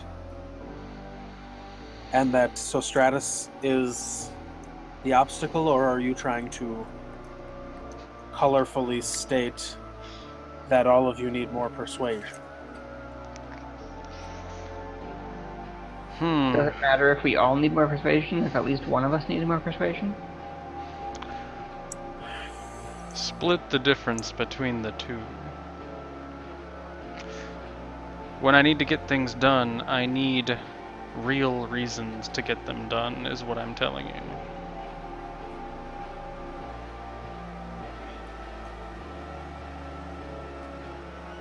It's hard to be willing to dedicate 2 decades of your life to an endeavor for any reason. Even if I live to 100.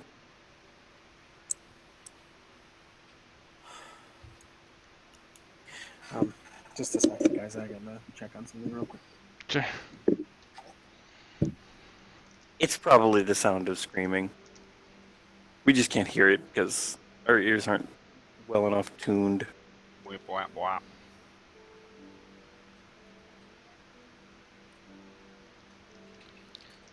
I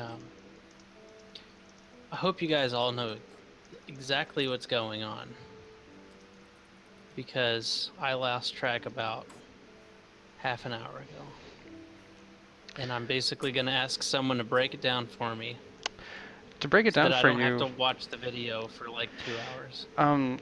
Zeus thinks he understands what we're supposed to do, and he's trying to get some sort of excuse that he can tell Sostratus to be able to do what we're supposed to do. No, okay, that's okay, not but what we're supposed to do is we're supposed to meet whatever challengers might come. Yeah. It sounds like there's a challenge that's coming that we can't search for in advance because that's going to be trouble for us, but we just need to keep our eyes peeled for when it comes. We have to fight abyssal things. Yeah, exactly, and it's abyssal in nature. Is that all right? Is that right? Everything that I just said? Find and fight abyssal things in nature. At some point in the next 20 years, right, which there may or will may not be probably less. 20 years. Probably less. There will be one or probably multiple challenges involving abyssal entities and servants, which we know nothing about, and they're going to tell us nothing about. Got it. Good enough. Right, Good everyone. enough. So I think that He's back. No more fuck ups. Okay. So I think what Zeus wants to do right now is very appropriate because, yes, Sostratus will not see a reason to do this at us.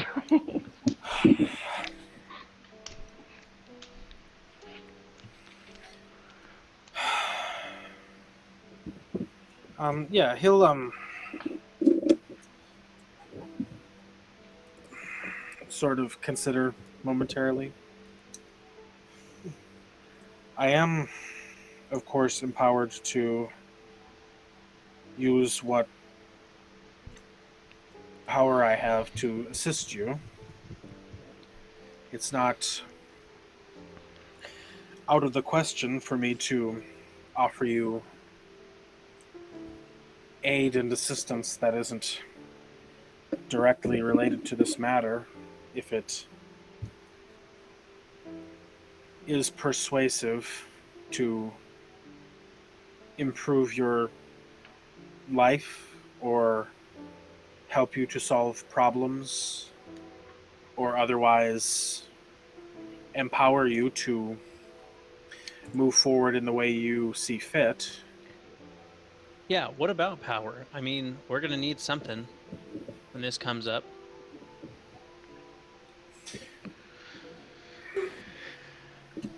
Okay. Yeah, he'll That look is at Sostratus. I suppose if he's paying us to do a job, that's something, right? Well, I'm generally a fairly upright person. I believe more in ideals than money. I was kind of under the impression that we were getting paid in the sense that he's going to come by like Santa Claus once a year and he's going to do something for us as long as we stay on task. That I know that we were under a time constraint, so we weren't able to hash out the details, and I think we've all been patient about it. If there is something else, some other dimension to your desires or requests that I don't seem to be able to ascertain, you may tell me and I will tell you if it is appropriate and possible. Easy. No, We either need it's assurances that in the end game, this Archmage is going to give us something other than a little bit of goodwill, or we need something now and regularly. Not that Both hard. would actually be okay. Or both. This is a. He's put a lot on us for this one. I mean, he's taking a pretty big gamble, sure, but at the same time, We've got this Gorgon chick breathing down our necks and all this other crap. stupid stuff with the. Yes. Well, I can see what I can do about beginning to assert an influence that will lead to outcomes that you desire. If you're looking for material wealth, that would be fairly simple to move in your direction over the course of the year. I don't think we're looking for material wealth. It wouldn't be impossible to influence magical lore or artifacts to do the same. It would be possible if, for instance, those of you who may have seen things about your potential futures to influence events gradually, of course, to begin to put you on those roads if you desire it. What can you guarantee us about this goodwill of the Archmage? Because as it stands, I don't think he's apt to like us very much, especially since our main goal is to use what he should have better than he would.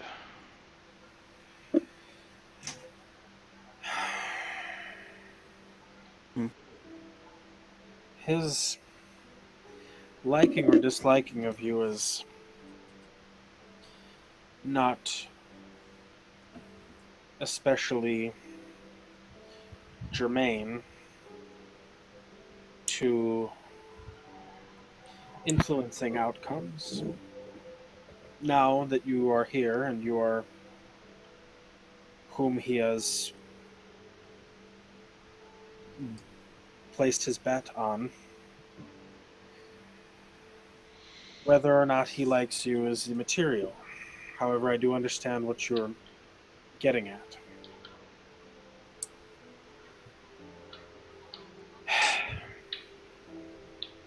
And there are, of course, many, many things that his power is capable of that mine is not.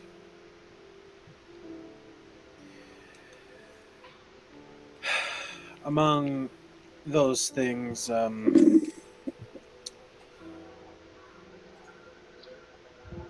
I won't beat around the bush here, reneging on any promise without you even knowing that it was made is certainly within the scope of his power, particularly if he is able to work his own ascension.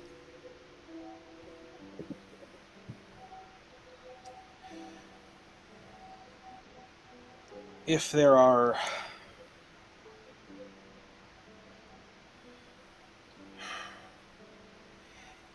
gifts that you desire that you don't think that I can provide, you can tell me and I can see if such things are possible through any means that won't jeopardize the entire undertaking. So what I'm hearing is that you won't guarantee anything from the Archmage. I'm saying that the Archmage would be glad to guarantee a great many things. But they're not actually guarantees. But that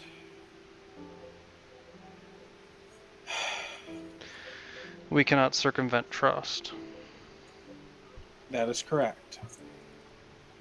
You have to at least have enough trust that when he is able to act, he will act in your favor.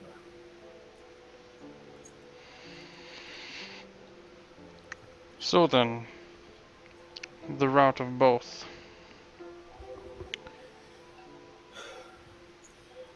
The route of both? You mean take what you can now and take what you're promised when the appointed time comes?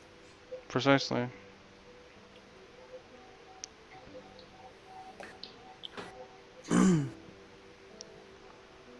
Very well.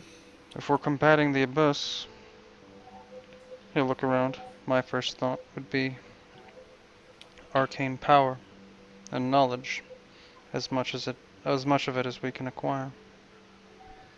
It also might be good to have ways to deal with our more standard issues that we have now, to focus better on the issue you want us to focus on.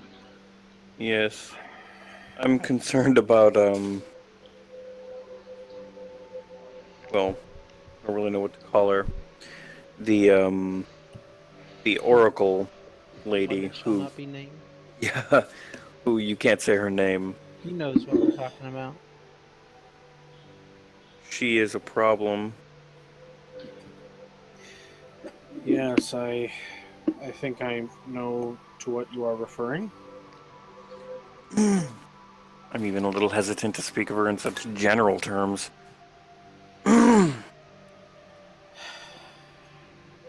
It is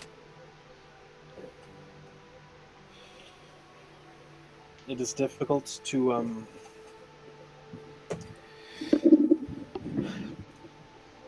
speak about such things. It is more difficult to put your finger directly on them.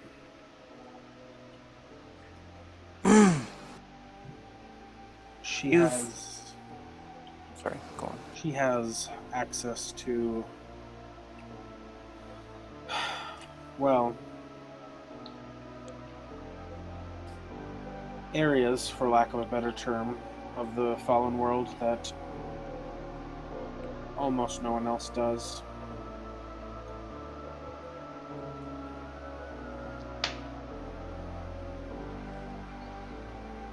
Well, she also has informants and allies among the Pentacle Mages. Or at least, we've been led to believe that. It seems true enough.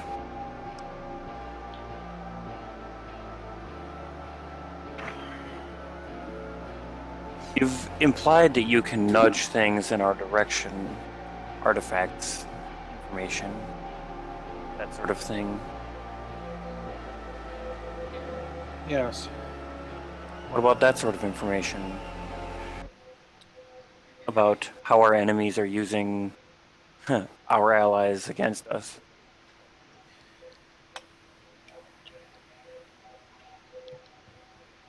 Doesn't that just make some of our allies our enemies? Some of our allies are already our enemies. Well, I can tell you precisely what she's implying if you need it. You want me to expose duplicitous members of your orders? Yes. That would help. It's the most direct route I can think of to loosen her grasp on us. Since she's interested in what we have, and what we have seems to be important to stopping this him. She is our biggest problem. as weird as it sounds to say it, it is probably easier for us to deal with, as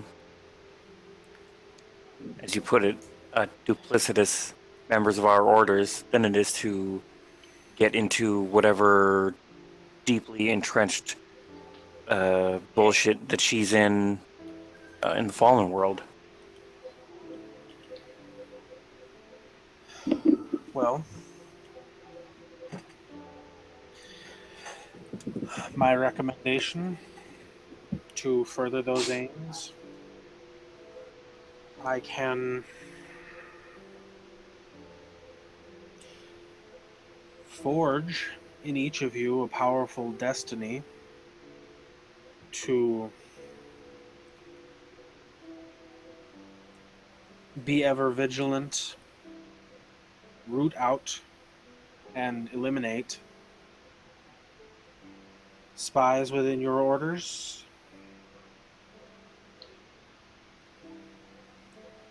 this will make it not inevitable, but extremely in your favor to enact any of these things.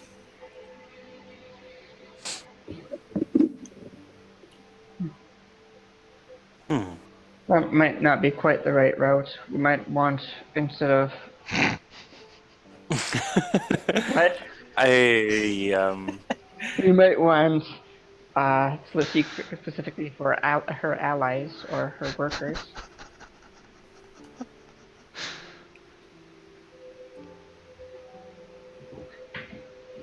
He considers it a moment.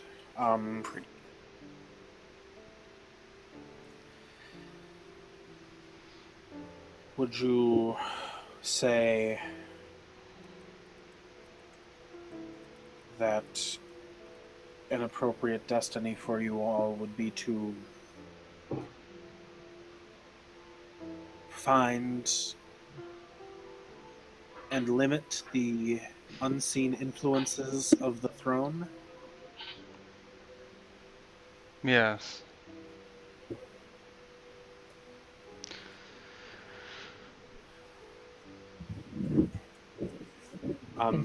If you instilled something like that, I'd be willing to be continuing to work for you.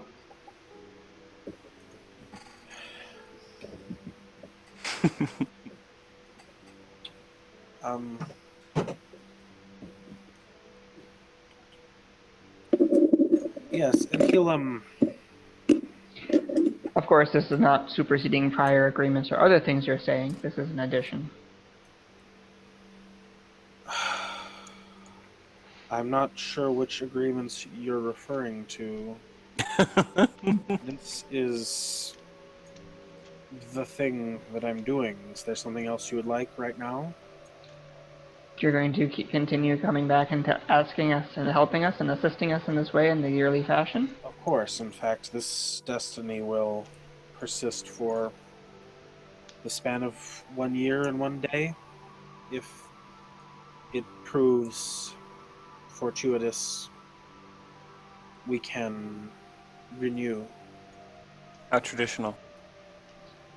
And additionally, the prior agreement of generic goodwill at an indetermined nature for an indetermined hypothetical archmage. I can make you the promise that my creator intends to give you the benefit of at least one working that is beyond the power of the magics of the phenomenal world.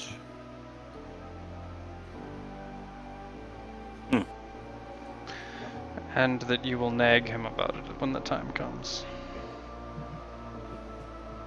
It is my responsibility, now that I've agreed upon it, to use every bit of my power to see that it is done.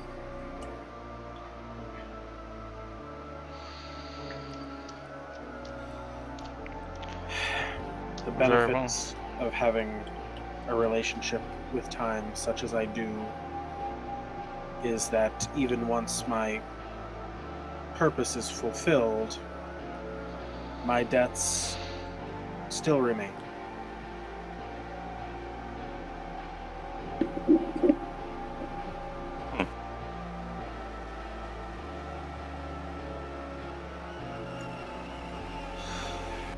Well, that's pretty interesting to me. Sounds like a good start. Is there any material aid you would have for me in this moment? What do you mean? Can't think of any off the top of my head. Any additional magic? Any additional knowledge? You could certainly improve upon our library. I'm sure all of us are studying. Yes. You'll find in time that it is so. He'll sort of walk over to a tree nearby, and he'll I'll stop leaning against it.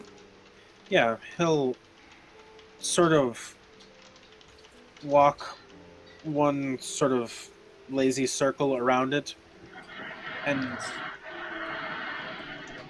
he will say, do you think you would all be able to find this tree again if you were called upon to do between now and this time next year? Can we mark it? You can. Then I think we can find it again. If Is making a sympathy to it out of the question? nothing is out of the question, I'm merely Yes, it's a tree. We can find a tree.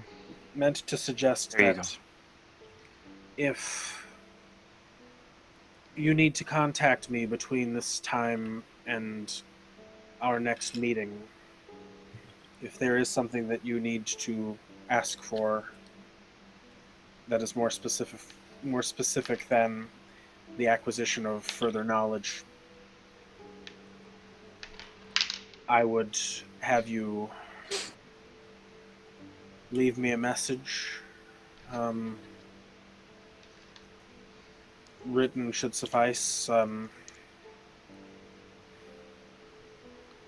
In the area of this tree or somewhere in its branches. Any message left in that way I will receive. Enough?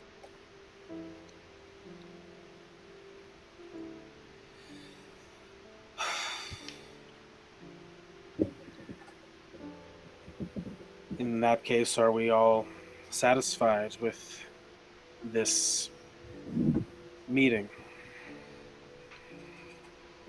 I am. Hal shrugs. Absolutely, I am. I presume so. Very well. I wish you all the best of luck.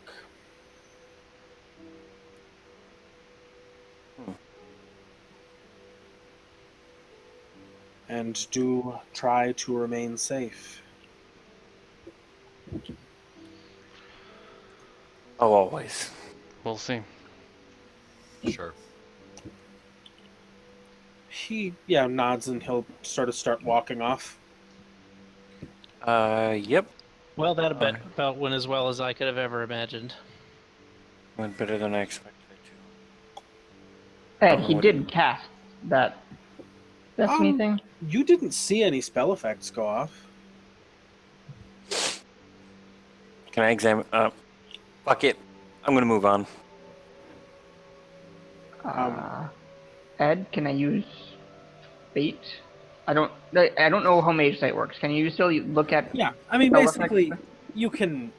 Yeah, you can use Mage Sight if you want, and yeah, you will see that, you all have got a whomping big destiny right now. Great. It is very clear that that you're all supposed to do something, and it will be very hard for someone to prevent that thing from happening, and substantially easier for you to make that thing happen. Oh man, big destinies are badass. You also sense, you can sense a lot of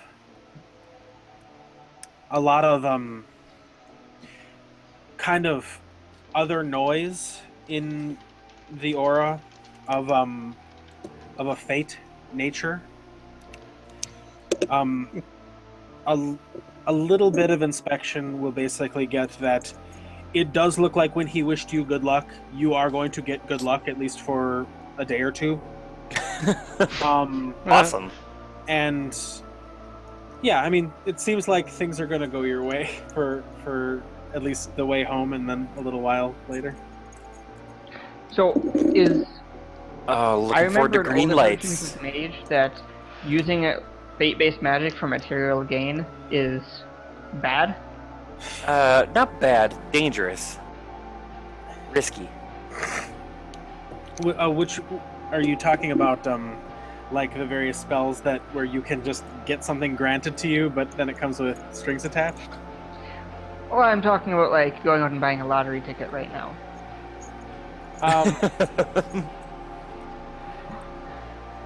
Yeah, I mean, that's up to you. I'm gonna save my luck for the scratch-off tickets. I was just saying that as an example. Out going I to the remember bar, that playing them in pull like tabs. Jeff's I was game, just about to make a pull tab joke. Fate magic used like all of the fate spells that I looked at, but that character specifically were like using this as for material gain will come back to hurt you. Was like basically what all of them said. To be fair, we're not the ones who cast that spell. So it'll come back to hurt him? Hey, he's gonna lose that beard.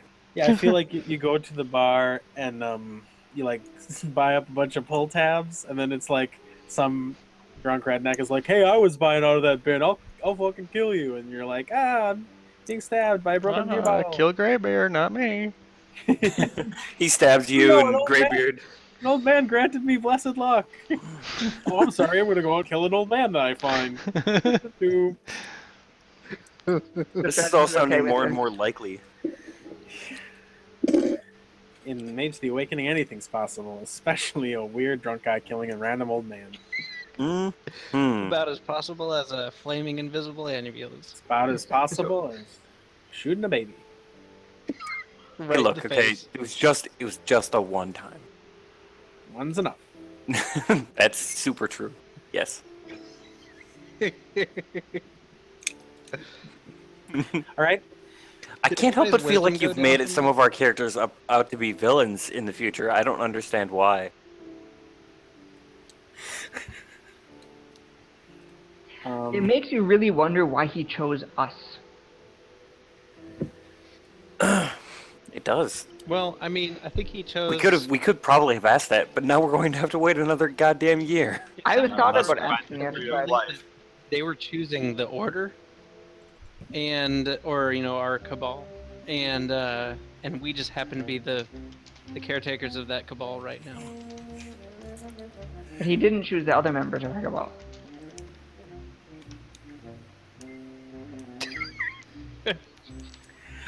Aha. Wow, Jeff, I feel like that's going to become a thing in like 20-something years, 30-something years even. Yeah, all right. I feel like we're supposed to save a cheerleader, actually. God damn it. So, I don't know, gonna enjoy green lights all the way home, I guess. Yeah, let's go talk to Alfred. What? Are we still some kind of a Batman joke? No. Yep. We sure are. amusingly, the Batman jokes never end. They go on forever. Oh. Depending on how this lottery goes, the Batman jokes could get a lot worse. I know. Because then we'll be like Let the super Batman rich. jokes begin. We'll be super rich, and then we're gonna get like body armor and fancy cars and gadgets. You know what? And that's how I'll we're tell gonna you fight what. the Seers. I'll tell you what Hal's gonna do.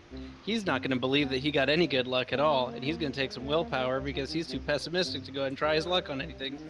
I think that's what we call confirmation bias. You're just gonna be like, ah, damn it, everything still sucks.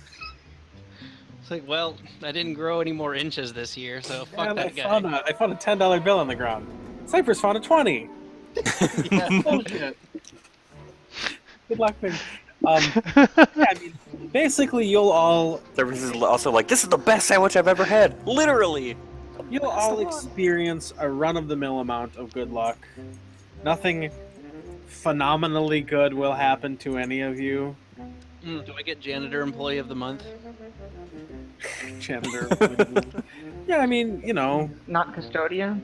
No one is even around. Like you steal a bottle of pills and it has extra pills in it. It's like, whoa. Sounds like Zeus needs to go out with his girlfriend. Wow, Khufu stayed asleep for 2 extra more days than we had allotted for. That's good news. Zeus is up all night to get lucky. It's not rape if it's fate magic. It's destiny. It's destiny. Yeah, I don't think that I want to have like. Never mind. I was just gonna get like a destiny to get say laid. that you're gonna Is, get like, some kind of serious dangerous. bonus versus our enemies. So, what do you say? Well, That is maybe. a terrible idea for a mage character. I mean, if you're gonna try to use your magic to take advantage of people sexually, you can do a lot better than Fate. Oh, I'm just saying. Yeah, first of all, Zeus doesn't know about this. He doesn't have no fate sight. Oh, the life one is the worst though, because they're just like you're just like a puppet. At No, least with mine. You can use life magic to make them mad horny, dog. Oh, that is so true. Oh yeah. Well, We're the strategist talking is about actually corpses, mentioning right? that everybody's lucky to anyone else. Oh, because corpses never say no. That's I'm not all doing saying. anything except. Oh yeah. Death know. magic is the Sandwich? best way to get laid if you're a loser. And a monster. okay. But mostly a loser. I believe only the winner gets to have sex with the corpses. Hey, The loser. you can say loser if you want, but they're all winners in their minds. Okay, but doesn't the loser Nobody else also is is not this as lucky every willingly? night. Okay. Is there any? Oh, I'm sorry. I didn't catch that Evo was imploring me to move on, so we weren't talking about necrophilia for so long. Hey, Wait, that's what we were talking about? What? I mean, That's not what I was talking about. No, he was talking about using death magic to make himself seem super fly, like he's emo and doesn't care about shit. The girls love that crap. You don't need to have magic with that. That But comes Lee, where was automatically. your mind? God. Don't you probably need to have either life or forces to sparkle in the sunlight? he's using death magic Or matter. to like survive his super cool and sexy smoking habit. No, that's life still. Damn. Guys, I use death to seduce vampire chicks. They're super hot, alright? Okay. And they last forever. I have Like an that? attainment that lets me smoke as much as I want. That's it. That's so dope. Wait, It's what? pretty dope. Top 10 Yep. mage powers I would actually like to have in real life. The one that flushes all toxins from your system. Like one Perfectly. of the... Yeah, it's like, oh man, I'm too drunk to drive. Boom. I'm fixed. Oh, good. I can get drunk again. Yeah, I can get drunk again, but now my tummy hurts. Nope, fixed too. I'm gonna try to break this attainment. You guys in? It's like, oh man, I broke the seal and now I have to pee every 5 minutes. Fixed? Yep, nope, I got that one too. Going to the bar has never been more fun or kind of tedious. Yeah, extremely expensive. Like Andre the Giant level bar tabs. He famously drank like 1 million beers because of his stomach capacity. He's a big guy. Yeah, I mean he's pretty tall and fat, so I guess He's still alive, right? Nope. In 87? In 87? Oh yeah, in 87. That's what I mean. Not in, like, modern times. No, he died, like, He's all forever ago. like, oh god. Oh gosh. God, for wrestling fans, this game is set in a really exciting time. That's true. That is true. Ultimate Warriors around, Hulk Hogan. Oh god, there's no way that Cypress does not watch wrestling. Okay, so is anybody planning on doing anything else in the immediate There's a future? lot of spirit in that room. I'm gonna spy on Capone. Okay. Let's try a potency of 8. 7 didn't work. Okay, you're doing the same procedure as previous. Yeah. Got one. All right, he's still behind a fierce ward. Okay. So now I need to figure out how to get more dice, is what you're telling me. Yes. Somehow, yeah. Well, before, my rote was based off of subterfuge instead of investigate. I don't even know how That you is would... making a huge difference. Okay. I don't even know how you would justify subterfuge. Meh. I mean, it's basically the effect that a road has is it basically is a technical training exercise where you replace the pure act of creating a spell effect using your will with the focusing power of one of your mundane skills. Which means that almost every skill is good for some kind of spell. Some of them are more of a stretch than others, but, like, you know, you could make the argument that, like, occult is good for everything because you're doing magic, but it's kind of cheap. Whereas subterfuge is kind of good for detecting and implementing the deceptive arts. I think it was justified as revealing deception. Yeah, Or basically. trying before what it had been justified as before. Yeah, I mean, if you know that that's the skill you had, you can have that as the skill. It's the only one that the dice would make sense for. It is either subterfuge or firearms was the skill pool that I was using with it. I'm guessing it was subterfuge instead of firearms. Right.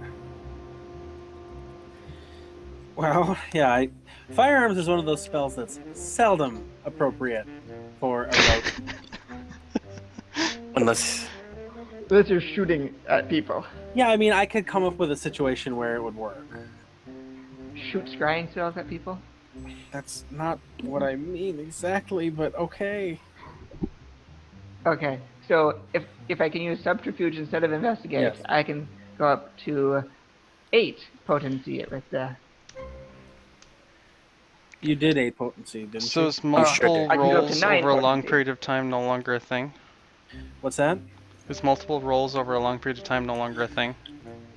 Extended casting is no longer a thing. However, it sounds like there are some Arcanum level attainments that still require extended actions, such as enchanting items. Sure.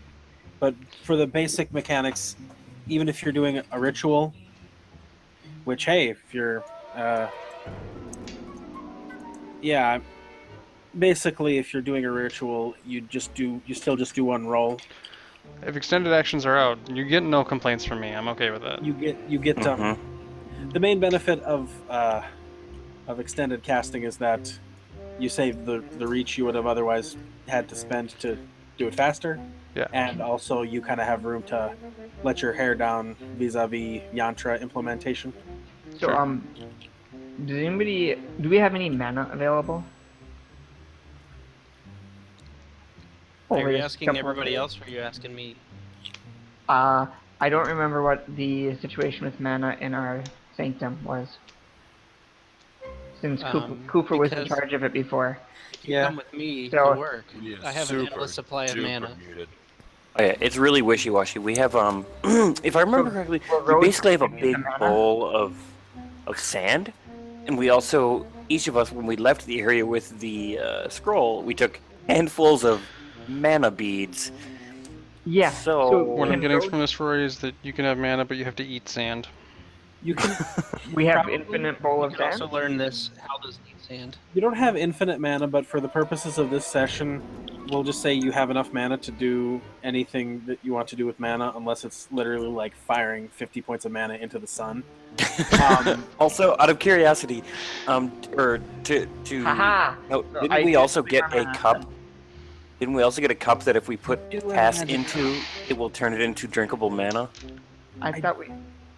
Yes. Can we I trade that believe you. away? I really want people to have to eat sand. I was gonna say like the water that it produces still tastes like sand, though. Sand. But it's not The green like worst. sand. Oh Okay. my It just god! tastes That like- is What is the difference? 3 successes. Yeah. What potency of You can eat sand 9. or drink 9? sand. 9 is still resisted by the ward. Okay. I'm 9 plus 2, or is it? the extra successes do nothing. It seems like. That is true. If you got an exceptional success, I don't know. Something might happen. Apparently, something does happen, but none of the previews so far have said what. So I'll Okay. just help. I'm just double checking math. Well, they implied special things. Some spell descriptions will say a certain thing happens if you get an exceptional success, but I have no idea what the logic is between what's an exceptional success and what's just another reach. Ed, You know? Yeah. after this session, are we going into some kind of downtime? I would really like to, and I would like to maybe take that opportunity to kind of shore up, like, what's your mana situation, so that we can go back to actually keeping track of it instead of just giving you unlimited free mana. So I always have unlimited free mana. Thank you. It's not free, not in terms of the cost you pay for your soul. Hey, people haven't stopped dying in Chicago yet. Okay, so yes, what were you saying? I'm just asking if we're going to go into downtime, because if we are not, and we're going to be doing this little bits and pieces at a time, then there is something I want to do. But if we're going to go into downtime, then Hal will not see a reason to do that. Yeah, I mean, I would like to go into downtime in about 1 minute of real time. I'm just trying to figure out if there's anything that I can give that gives a bigger bonus with yantras and mudras and stuff. You're high speeching, right? I'm high speeching. If the pictures only give me a +1 is concentration. I can use concentration instead of a picture to get an additional +1. For what it's worth, +2 instead of +1. if you were willing to really go for broke, you might be able to burn the picture. Yes, I guess if you had a sacrament, which burning the picture would probably be pretty risky given what you're trying right now. Hal fires a lighter up. Now, concentration is the one downside of concentration is that you're not going to get the full benefit of your prolonged duration, probably, just As because. long as I'm looking at it, basically. Yeah, basically, it's concentration. I'm really looking forward to them fleshing out how that's supposed to work, because I sort of think I get it, but I also sort of think that, like, sometimes it's obvious that you should, and sometimes it's like completely stupid and futile to try it. Like, concentrating sounds like the sort of thing that you should do for the greater bonus if you're doing something that other people are going to take advantage of, because you're going to be too busy concentrating. In the example spells that I wrote out, the Stratus character that I portray uses concentration to cast a portal because he's basically only keeping it open for a few turns. Mm-hmm. He needs extra dice, and he can hold it open while he walks going through, through. but he's not marching through like everybody else did. I'm Or like pretty if you're sure you reading can- someone's mind, you're probably not doing anything I'm else. just double checking. The locations are a type of yantra, right? Places. Yeah, I mean, if you like go to a specific place or Like casting in a demean. Like if you went Yeah. to... Like if he goes to the place where we fought him and he burrowed into the ground, would that help? I mean, No, because it still only gets +1. It's the same as having Yeah. a picture. Supernal Verge, I believe, is a +2. Now, if you Would it have had to be the right kind of verge? had a high gnosis, you could add a bunch more yantras to your list. Yeah, if I had 5 gnosis, I could Right? add Wink, more. wink. Yeah, some of us got better at shooting guns instead of that. Just saying, the door ain't closed. Oh, I don't... Okay. Instead of concentrating, I could use runes. That's 2 instead of 1. Concentration is only 1? Concentration is 2, runes are 2. The picture is only 1, you said. Right. So I'll use runes instead of the picture. Sure. And then I can put it up to potency 10. And get 2 dice. Yeah. Okay. Well, you're trying really hard here. I'm rolling pretty terribly, actually. No. How many times do you get to roll this? I mean, if mana is infinite, I get to keep rolling forever. Well, less than 50. Less than 50. Say 50. I'm at like 10. You could also scour your pattern to get more. Oh yeah, use some of your body. Wow. That was really, really shitty rolling there. Yeah. Yeah, I mean... It's about how I'd expect it to go. Yeah, it's not actually all that bad, honestly. 1, 2, 3, 4, 5, 6. 15, Was it 1 out of 10? 16. I got 1. Oh, you rolled 8 times. I rolled 16 dice and got 1 success, so it's not that That's much. pretty terrible. I mean, in 10 dice, you 30%? 2. Hey, random is random, Okay, bro. so You would expect 3. Yeah. Yeah, You would expect 4 success, 5 success. You can assemble a powerful scrying, and after funneling a very large amount of mana into it, you will hit upon. Ed, since Yeah? I probably need to ask for mana at this point, this is probably something that anybody else could be watching. Okay. Also. I would love to be watching. You will Yeah, sure, I'll watch. feel Get your sniper rifle ready. the power of your gaze will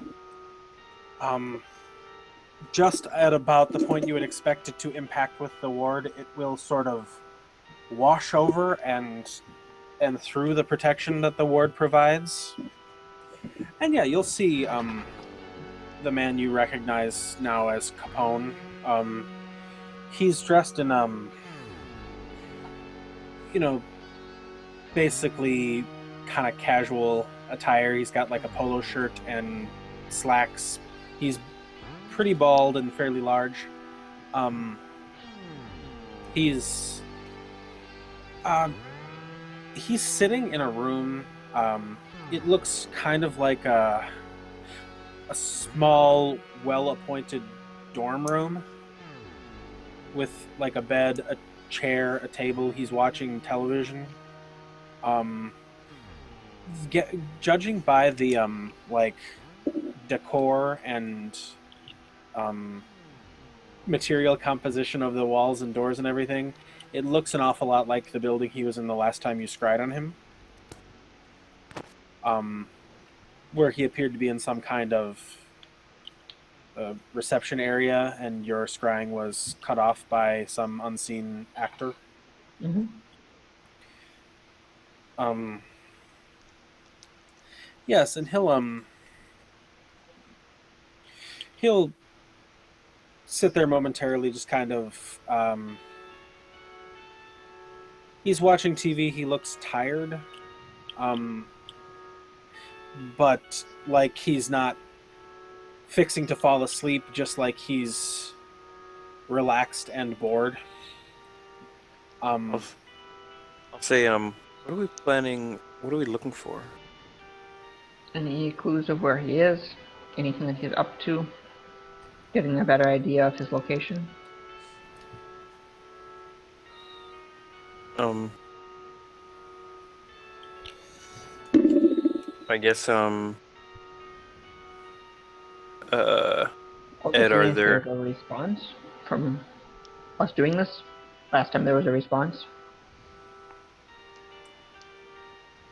What's he watching? Is he watching Heart with Hartley? Heart to Hartley? Oh, it's the evening. He's probably watching Pre-taped Heart to Hartley? Johnny Carson. Is that still extant in the 80s? I think Johnny Carson is still a thing. Yeah. Okay, so Yeah. he's watching Johnny Carson. Hell yeah, I remembered something. See, he's wearing a polo, you said, right? Yeah, a polo. Was he wearing that last time? I think he was. It's possible.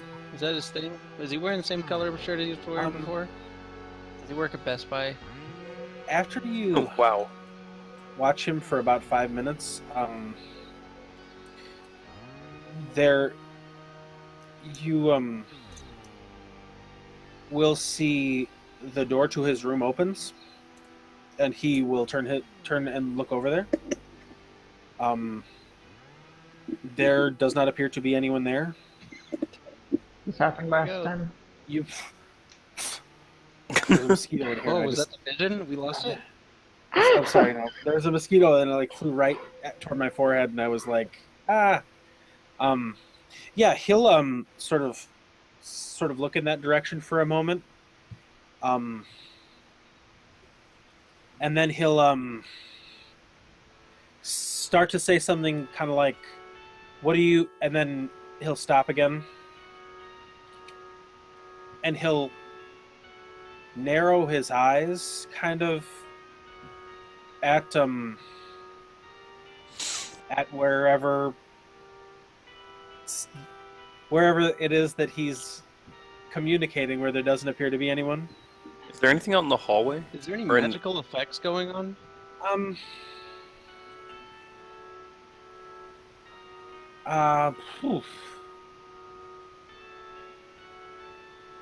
None that are happening as you watch. Okay.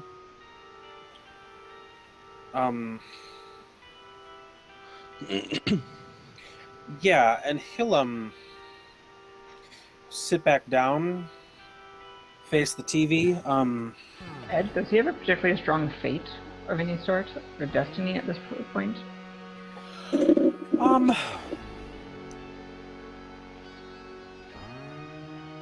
Not particularly, no. Okay. Anybody who is observing can make a wits plus empathy roll. I'd love to. For us, this is not. I got 3.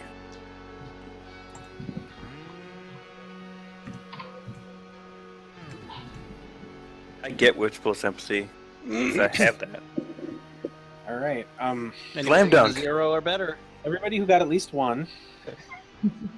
Yeah, Just I mean, me. you can tell. You can tell that he is watching TV, but he knows something is up now. He looks extremely ill at ease. He no longer looks tired or bored in particular, but he's just concentrating on the TV. Did the door stay open? Oh no, it's shut again. Sorry. What did the hallway look like out there? You couldn't really see from where you are. What kind of door is it? Wood? Is it like a jail cell, just a wooden door? No, it's like a very heavy, fairly fine-looking, solid wooden door. Ed, when it opened, was there a click like it was locked? Not that you could detect. So I would Don't guess you have that a he's space not at bell the that can, prison. show you the inside of the building now that we're looking at it? There is a spell called Eyes of the Building, but I need to be familiar with the building, and I don't know if that is a thing anymore. Well, you've looked at this like twice now. I have to be sympathetically familiar with the building. Basically, it is generally used for a building you own. Can you, this is gonna sound weird. When I used it the one time before, I increased my sympathy with the building first. Can we shoot him through here? If I make a portal, that is what I have done in the past. How dangerous would it be for you to behind an increase your extremely- sympathy with something in the room I'm not sure I can do that through a ward. or through a scrying? Well, no, I can do it sympathetically, but I'm not sure I can do it sympathetically word would through a stop ward. you. Right. I see. So now we're just watching a nervous man. Oh, how much time do you spend doing this a day? Oh, an inconsequential amount. Yeah, he'll watch for probably 15 minutes or so. Oh, we should make something come up on Johnny Carson's program so he sees it and gets a message. I'll just call Johnny Carson up and be like, "Hey, is your refrigerator running?" That'd be a really good time for Zeus to phone in some friends so that Johnny Carson's mug falls off his desk. So the joke is your refrigerator running? We're gonna go kill you, Capone. Oh my No, god. it's not like it's not a joke. It's like Death Note, where we only like transmit the changed version to different regions of town until we see it change on his television. There's. I wanna make a joke about Karnak, which is a bit that Johnny Carson used to do, where he would wear a giant turban and make like a kind of a psychic joke about things in an envelope, and it would be all about like things that you're gonna murder him. I don't know. It's Capone is dead. Capone is dead. It sounds like I'm trying to use a sympathetic range mind spell to influence Johnny Carson at this point. I'm kind of trying to do this radical honesty and comedy thing where when I have an idea for a joke, I will say it even if it's not a full joke. It's not as funny, but I think it's a little bit more sincere. I can feel your isn't that sincerity. what's really important? I'll tell you right now, Ed, from experience, when I do that, I just end up making myself look like a big dummy head. I think that a lot of people find it funny when I do act like a big dummy head. Yeah, same here. Well, So- you are. You both have a gift for it, so. Okay, yeah, I was gonna say, if you just said you are, you couldn't get a lot worse than that, but I mean, you basically said the same thing by adding more words, so. Yep. So now who's the big dummy head? Right. And after watching for about 15 more minutes, he'll get up and he'll start to undress. I am correct in thinking that any sympathetic spell will be stopped by a space ward, right? Probably, depending on the type of ward, but most likely. Cypress is gonna yawn and say, I don't suppose you could try to. You don't. Neither of you have space, right? I do. Can you sympathetically influence spirits? One I that a lot of people tend to forget about. might be able to see them. I don't think I could stop this. I don't think I could influence spirits through that ward. Oh man, could you influence a spirit of his couch to eat him? I might be able to. I don't know. He'll I would need to know the spirit. strip down to undershirt and underwear. I'll say, "Oh He can start man." beating off right here. He knows we're watching him. And The he'll point.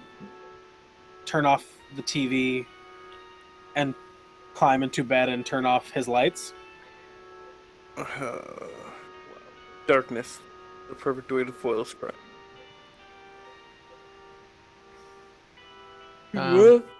Cypress is going to say, Turn his TV back on.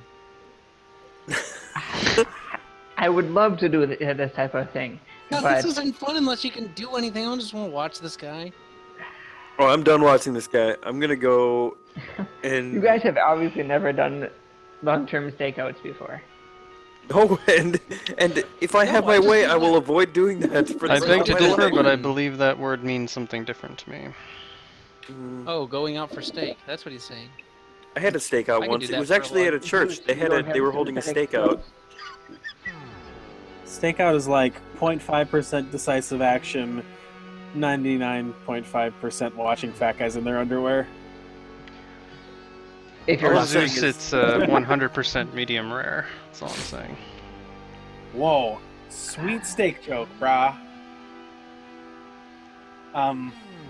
Anyway, Cypress is gonna GTFO this room because it's starting to smell like fat old man just went to sleep. Yeah, I'll watch a bit longer, but I wouldn't make a night of Okay, it. so Good. I am probably gonna wrap up for tonight. Oh my So god, I can't believe when you said wrap up that you didn't start playing regulators. Just saying. Because you Yeah. said wrap up. You know, give him I a know, break, I'm Lee. sorry. It's been some time. Okay? It has been a while. I've fallen off the horse a little bit. Now it's time for me to mount up. And regulate. Dude, like the regulators joke. goes on well after this game is over and when it's on break and anytime. Okay, so I visited Richard. We visited Richard for a Magic card tournament, and I made at least 2 regulators jokes while I was there. Yep, and we play League of Legends, and sometimes regulators jokes just pop up. Did you at least regulate how often you made them? ow. I didn't. There was no one there to regulate me. Physically hurt Ed. All right, so Ed, I physically hurt my foot, Ed. but it was Lee who did it. How much time are you going to give us before you pull the rug out? Okay, so like, I'm interested in taking a pretty hefty span of downtime right now, which we will use to do a few like downtime activities. We will also potentially introduce legacies for the characters who have been approaching them but not entering them, and also possibly shore up the legacy rules to make more sense with the new game mechanics. May I express, I'm going to go soon, but may I express my intention Yeah, why for not? this downtime? Hal would like to go on a FA field trip. A FA field trip? You talking about going to I Ouroboros? think I do know what you're talking about. I also want to go on that field trip. You're welcome to come with me. Okay. I hear that a lot of time can be spent there. Well, we are definitely gonna roleplay that if you do it, but we can possibly have that happen at an indeterminate, mysterious point during Right. the downtime. I will talk a little bit more about it with you personally sometime between now and next time. Yeah. And however you want to do it. I've got some ideas as to what I might give up. Okay. Yeah. So before you go, you guys can each have 1 point of regular experience and 1 point of arcane experience. Ooh! I'm lavishing gifts on you because we finally got to the point where we're gonna take downtime like I wanted. How many? 43 Are regular you experience rewarding points. us for 43 and haggling 12? What's with that? Graybeard? Is that right? I have to take your word for it. I'm bound by the code of storyteller justice. Then not pay attention. What number did you say, Jeff? 43-12. 43/12? 43. Oh, Jesus, that can't be right. That's what I That's got. right. That's what I have. Dude, you forget how long the longest night was. Yeah. It was True. so long. I'm pretty sure we ended up with about 8 XP when that night was over. Yeah, I don't really keep up on that for reasons that I should be more ashamed of than I am. No, fair. you're doing just fine. We need So- a lot of XP. So just Dude, I made a spreadsheet for XP in my So, in my Ed, the just- stream game. What is the likelihood that anytime soon we'll be able to go to 4 in Arcanum? I think it's probably pretty good that by the end of this downtime you will get to. I'll have to kind of crunch some numbers. I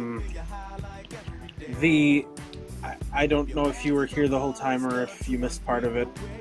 While I didn't see your face at the computer, but we were basically talking about taking some downtime and doing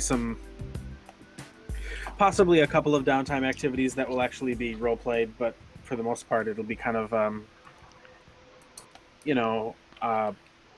textual in nature. I don't know if there's like a specific amount of downtime that would be just right or too much. I was thinking probably at least 2 months, but as many as like 6. If you guys Yeah, I was wanna- thinking 4 to 6. So Are we using the Arcana training time rules as before? Or is that not a thing? Or I would kind of like to still, if that seems sensible to people still. well, I guess I haven't looked at the sheet in a while, but 6 months isn't even close, right? I'll have to look. I guess. actually have no idea. 6 months would put us, the people who had a good solution would still be half a year out. And people who didn't have a good solution would still be like Another years year out? beyond dots, at least? Yeah, I think I'm a year beyond that. Because I don't have a mentor or a library. I consider myself in the good solution situation. I actually kind of consider myself in the great solution situation. We had less than a year, but more than 6 months in the good solution. So I'm gonna get going, but Ed, keep that in mind. Yeah. Thank you very much. Hope you guys have a good night. You too. All right. Yeah, and anyone watching on the stream, thanks for tuning in, y'all. Good night, And stream. we'll hopefully be back next Monday.